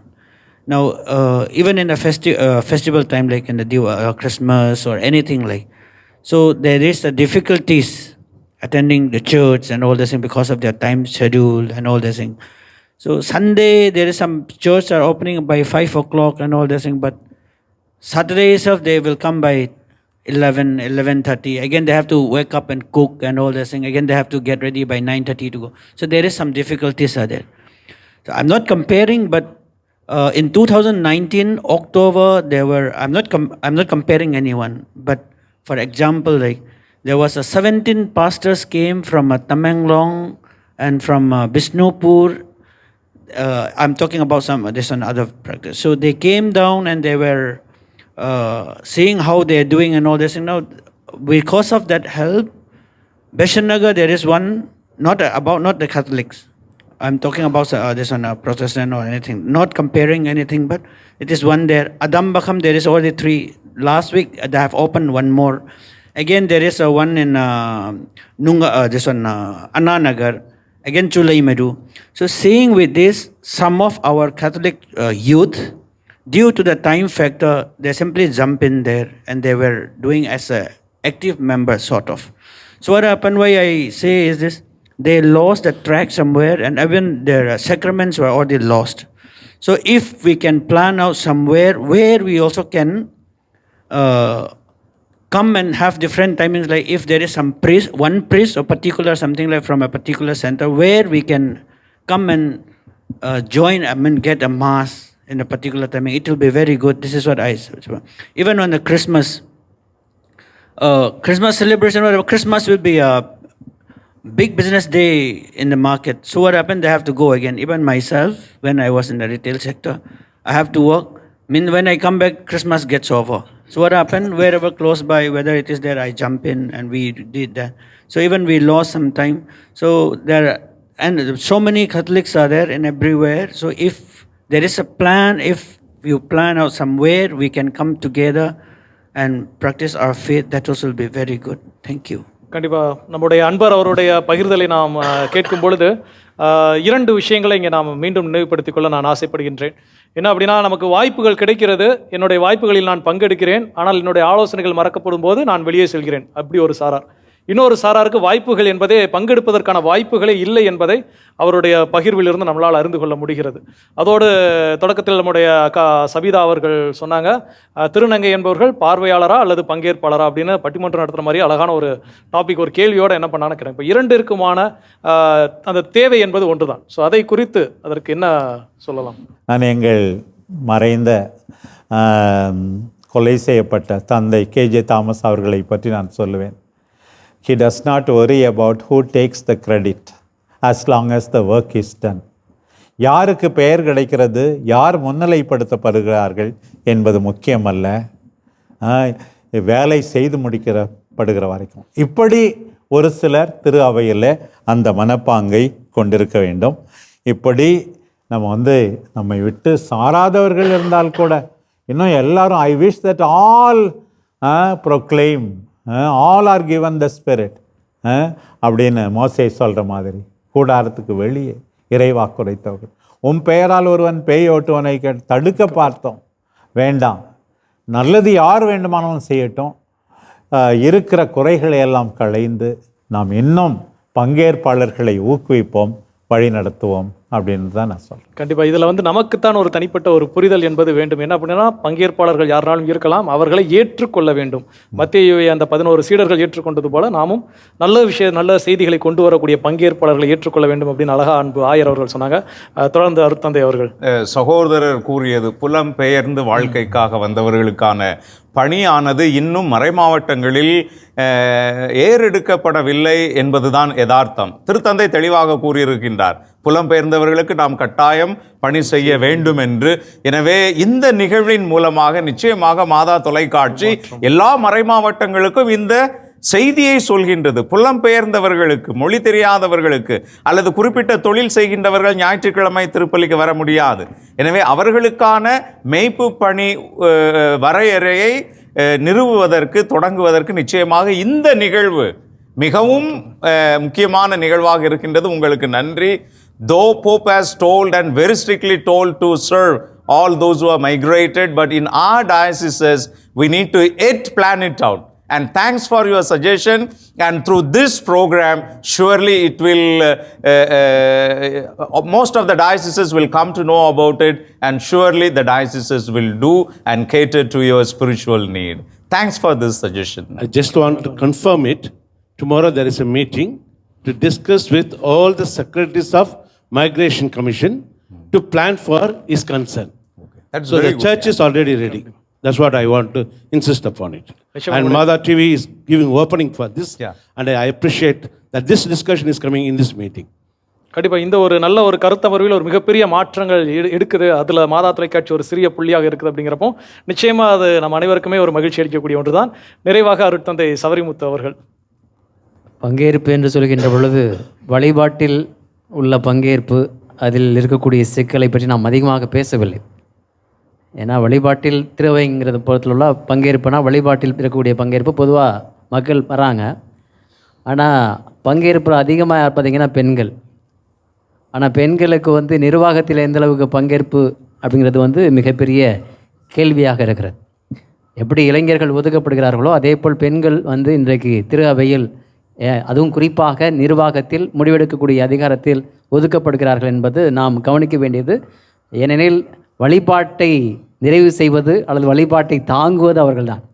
அவர்களுக்கு எந்த அளவுக்கு நாம் முன்னுரிமை கொடுக்குறோம் என்பது ஒன்று. இரண்டாவது, நாம் இன்றைக்கு ஒருவேளை தென்னிந்திய திரு அவை ஆயர் அவர்கள் சொன்னார்கள், குறிப்பாக 3 கருத்து சொன்னாங்க. அதாவது திரு அவையில் பங்கேற்பு, சமூக பங்கேற்பு, அரசியல் பங்கேற்பு, கடைசியாக சொன்னது சுற்றுச்சூழல் பங்கேற்பு. அதை இன்னும் கொஞ்சம் கூடுதலாகவே நான் வலியுறுத்துகிறேன். ஏன்னா இப்பொழுது இருக்கக்கூடிய ஐசிபிசிஆர் என்ற அதாவது ஐநாவினுடைய ஒரு அறிக்கை சொல்வது 2050ஆம் ஆண்டிற்குள் உலகத்தினுடைய மக்கள் தொகையில் 50 விழுக்காடு இந்த சுற்றுச்சூழல் பாதிப்பால் அழிவார்கள் என்பதுதான். ஏறக்குறைய 350 360 கோடி மக்கள் அழியும் தருவாயில் விளிம்பில் இருக்கிறார்கள் என்பது. அப்படியெனில் திரு அவை இதில் கூடுதலாக பங்களிப்பு செய்ய வேண்டியிருக்கிறது. ஏனெனில் அவர் மிக அழகாக சொன்னார், இறைவன் படைத்தார், அந்த படைப்பில் பங்கெடுக்க வேண்டுமெனில் அந்த படைப்பை பாதுகாக்க வேண்டும் என்பது. அதில் திரு அவை கூடுதலாக பங்கெடுக்க வேண்டிய சூழல். மூன்றாவது ஒரு கருத்து, நாம் பேசப்படாத கருத்து, பண்பாடு. பண்பாட்டில் நம்முடைய பங்கேற்பு. ஏனெனில் பண்பாடு தான் ஆயர் சொன்னது போல பன்முகத்தன்மை வாய்ந்தது. அந்த பன்முகத்தன்மை வாய்ந்த பண்பாட்டை நாம் இன்றைக்கு எந்தளவுக்கு அங்கீகரிக்கிறோம், அதை எந்த அளவிற்கு வளர்த்திருக்கிறோம். இன்றைக்கு பண்பாட்டில் இருக்கக்கூடிய பண்பாட்டு கூறுகள், அது மொழியாக இருக்கலாம், சமயமாக இருக்கலாம், அதே நேரத்தில் அங்கே இனமாக இருக்கலாம், அல்லது இனத்தில் இருக்கக்கூடிய ஒவ்வொரு இனத்திற்கும் இருக்கக்கூடிய தனி பண்புகளாக இருக்கலாம். இவைகள் அனைத்தும் இன்றைக்கு அழியும் நிலையில் இருந்து கொண்டிருக்கின்றன பல. அதில் அதுவும் குறிப்பாக நம்முடைய தமிழ் பண்பாடு, தமிழ் மொழி, தமிழ் பண்பாட்டிற்கு என்று இருக்கக்கூடிய சிறப்பம்சங்கள் எல்லாம் அழிந்து கொண்டிருக்கின்றன. ஆகவே இதை நாம் வளர்த்தெடுப்பதற்கு நம்முடைய பங்களிப்பு, ஏனெனில் மொழி வளர்ச்சியில் நம்முடைய கிறிஸ்தவருடைய பங்களிப்பு அல்லது கிறிஸ்தவ மிஷனுடைய பங்களிப்பு என்பது மிக அதிகமாக இருந்திருக்கிறது. ஆகவே இந்த பண்பாட்டு வளர்ப்பு, அதாவது பண்பாட்டை பாதுகாப்பில் நம்முடைய பங்கேற்பு என்பது கூடுதலாக இருக்க வேண்டும். அதற்கு நாம் இன்றைக்கு என்னென்னா சமய பணி அல்லது வழிபாடு மட்டும் என்று நம்ம என்ன பண்ணுறோம், ஒதுங்கிக் கொள்கிறோம். இதில் கூடுதலாக நம்முடைய மக்களை அதிகமாக வளர்த்தெடுக்க வேண்டும். அதே நேரத்தில் அரசியல் அறிவிலும் அதிகமாக பங்கேற்க வேண்டிய சூழல் நமக்கு இருக்குது. சகோதரர் அவர்கள் உங்களுடைய கருத்துக்கள் சொல்ல அவளாக இருக்கிறீங்க, சொல்லுங்கள். கட்டுவோர் புறக்கணித்த கல்லை வீட்டின் மூலைகள் ஆயிற்று. இப்போ நான் ஒரு மாற்றுத்திறனாளி நான் பதிவு பண்ணுறது இதுதான் முதல் தடவை. இது வரைக்கும் என்னுடைய லைஃப்பில் நான் மாற்றுத்திறனாளி நான் இனிமேல் நினச்சது கூட இல்லை. அந்தளவுக்கு என்னுடைய எண்ணங்கள் வர்றது முக்கியமான காரணம் திரு அவை. என்னுடைய பங்கு, என்னை வளர்த்த என்னுடைய தாய் தந்தையர்கள், என்னுடைய நண்பன் எல்லாருமே தான். இதில் பங்கேற்பு பற்றி பேசிகிட்டு இருக்கோம். நானும் ஒரு காலத்தில் முதல்ல ஆலயத்து வரும்போது ஒரு பார்வையாளராக தான் வந்திருந்தேன். நான் பார்வையாளராக இருந்த என்னை திரு அவை உள்ளே வந்ததுக்கப்புறமா என்னுடைய பங்கேற்பாளர் என்னை உருவாக்கியது. எனக்குள்ள ஆண்டவர் கொடுத்த அந்த தாளந்து, பாடுகின்ற ஒரு திறமை இருக்குது. அதை வைத்து நான் கொயரில் என்னோட நண்பரோடு சேர்ந்து நான் நிறையா பாடியிருக்கேன். யூத்துடைய பிரசிடெண்ட்டாக நான் செயல்பட்டுருக்கேன். பங்குனுடைய ஒரு இதழ் ஆசிரியராக நான் ஒரு 1.5 வருஷம் பங்கு தந்தை மூலிமா நான் வேலை செஞ்சுருக்கேன். இன்றைக்கி தந்தையர்கள் சொன்ன மாதிரி என்னுடைய பங்கில் வந்து பெண்களின் பங்களிப்பு வந்து ரொம்ப அளப்பரிய நிறைய பங்கில் இல்லை, அதான் நிதர்சனமான உண்மை. ஆனால் எங்களுடைய பங்கில் வந்து நிறைய பேர் செயல்பட்டு இருக்காங்க. உதாரணம் சொல்லப்போனால் அறிவிப்பு செய்கின்றவர்கள் எப்பவுமே ஆண்கள் தான் இருப்பாங்க ஒரு பங்கில். எங்கள் பங்கில் வந்து அறிவிப்பு செய்கிறவர்கள் வந்து ஒரு வாரம் பெண், ஒரு வாரம் ஒரு ஆண். அதே மாதிரி எங்களுடைய மேய்ப்பு பணிக்குழுவில் வந்து இணைய ஒருங்கிணைப்பாளராக ஒரு பெண்கள் இருக்காங்க. நிதிக்குழு தலைவர் வந்து ஒரு பெண் இருக்காங்க. யூத் அனிமேட்டர் ஒரு பெண்ணு தான். அப்புறம் எங்களுடைய கேட்டிசம் எல்லா டீச்சர்ஸ்க்கும் ஒரு ஹெட்டு போட்டிருக்காங்க, அவங்களும் ஒரு பெண்கள் தான். அன்பிய தலைவிகள் இருக்காங்க. ஸோ ஒரு முன்னோதமாக நாங்கள் திகழ்ந்துட்டு இருக்கோம். இந்த இடத்துல நான் மெயினாக பதிவு பண்ண போனோன்னா, இந்த நிகழ்வு வந்து தொடர்ந்து இப்போ இருக்கிற எங்களுடைய பங்கு தந்தை இருக்கும்போது நடைபெறுது. பங்கு தந்தை போனதுக்கு அப்புறமா தொடர்ந்து நடைபெறுமா என்பது ஒரு பெரிய கேள்விக்குறி தான் எங்களுக்கு. அது வந்து எங்களுடைய தலைமை வந்து எப்படி வருதோ அதை பொறுத்து தான் நாங்களும் அந்த மக்களும் சேர்ந்து அப்படி போக முடியும்.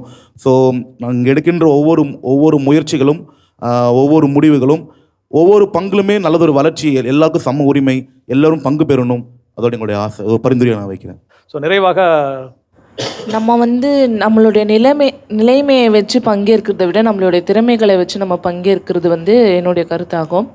அதை மாதிரி நம்ம வந்து ஒரு நிகழ்ச்சியிலையோ இதுலேயோ ஒன்று பங்கேற்கும் போது நம்ம எதுக்காக பங்கேற்கிறோம், எந்த கருத்திற்காக அதில் பங்கேற்கிறோம், ஒரு முழு மனத்தோடு நம்ம பங்கேற்கிறோமா அப்படின்னு புரிஞ்சு நம்ம பங்கேற்கும் போது நம்மளுக்கு அதில் ஒரு சரியான தீர்வு கிடைக்கும். கண்டிப்பாக ரொம்ப அற்புதமாக சொன்னீங்க. இன்றைக்கி வந்து இந்த ஒரு அமர்வு வந்து மிக மிக மிக மிக அற்புதமாக நேர்த்தியாக சரியான திசையில் போனதாக நான் பார்க்கிறேன். என்ன அப்படின்னா, இன்றைக்கி நிறையா விஷயங்கள் எல்லாம் சொன்னாங்க. பங்கேற்பு அப்படின்னு வரும்போது அந்த பங்கேற்பு நம்ம ஒரு சில பொறுப்புகளை என்னெல்லாம் பிரித்து கொள்ளலாம். ஸோ இந்த பங்கேற்பு நிச்சயமாக அருட்பணியாளர் வழியாகத்தான் முன்னெடுக்கப்பட முடியும். ஒரு சில பங்கேற்புகள் அருட்பணியாளருடைய துணை இல்லாமல் வழிகாட்டுதலின் பேரில் என்ன பண்ண முடியும் அப்படின்னு பார்த்தீங்கன்னா, நம்முடைய பொதுநிலையினர் என்ன பண்ணலாம், அந்த பொறுப்புகளை வந்து நம்மளால் முன்னெடுத்து கொண்டு செல்ல முடியும். ஸோ இப்படி ஒவ்வொரு விஷயங்களும் நம்ம என்ன பண்ணிக்கலாம்னா பிரித்து கொள்ளலாம். ஸோ இந்த பங்கேற்பு அப்படின்னு வரும்போது இன்றைக்கி நிறையா ஆலோசனைகள் நமக்கும் சரி, நிகழ்ச்சி பார்த்துருக்கக்கூடிய அன்பர்களுக்கும் சரி, நிறையா விதமான ஆலோசனைகள், நிறையா விதமான பரிந்துரைகள், நிறையா விதமான திட்டங்கள் அப்படிங்கிறதெல்லாம் வந்திருக்கிறோம். ஸோ அப்போ இது எல்லாத்தையும் நம்ம உள்ளிருத்தி கொண்டு இனி செயல்பாட்டில் காட்ட வேண்டும். அதுதான் மிக மிக முக்கியமானது ஒன்று. தந்தை அவர்கள் சொல்லியிருக்கக்கூடிய அரசியல் சார்ந்த பங்கெடுப்பாளர்கள்லாம் தந்தை அவர்கள் சொன்ன நிறைய பேர் அதை முன்னெடுத்தாங்க. ஸோ நம்முடைய திருவையில் கூட ஏற்கனவே கிறிஸ்தவ வாழ்வுரிமை இயக்கம் என்று கூட ஒன்று நம்ம தொடங்கி இருந்தோம். ஸோ இன்றைக்கி அதனுடைய செயல்பாடுகள் எப்படிப்பட்டதாக இருக்குது அப்படின்னு கேட்டால் நிறைய பேருக்கு அது வந்து தெரியறதில்லை. எப்படி அது போச்சு, என்ன பிரச்சனைகளை அவர்கள் எதிர்கொண்டார்கள் தெரியவில்லை. சில பங்குகளில் என்ன அப்படின்னா, இந்த இளைஞர் இயக்கத்தில் இருக்கக்கூடிய அன்பர்கள் என்னென்னா, அந்த உள்ளாட்சி தேர்தலெல்லாம் சில நேரங்களில் போட்டிட்டாங்க.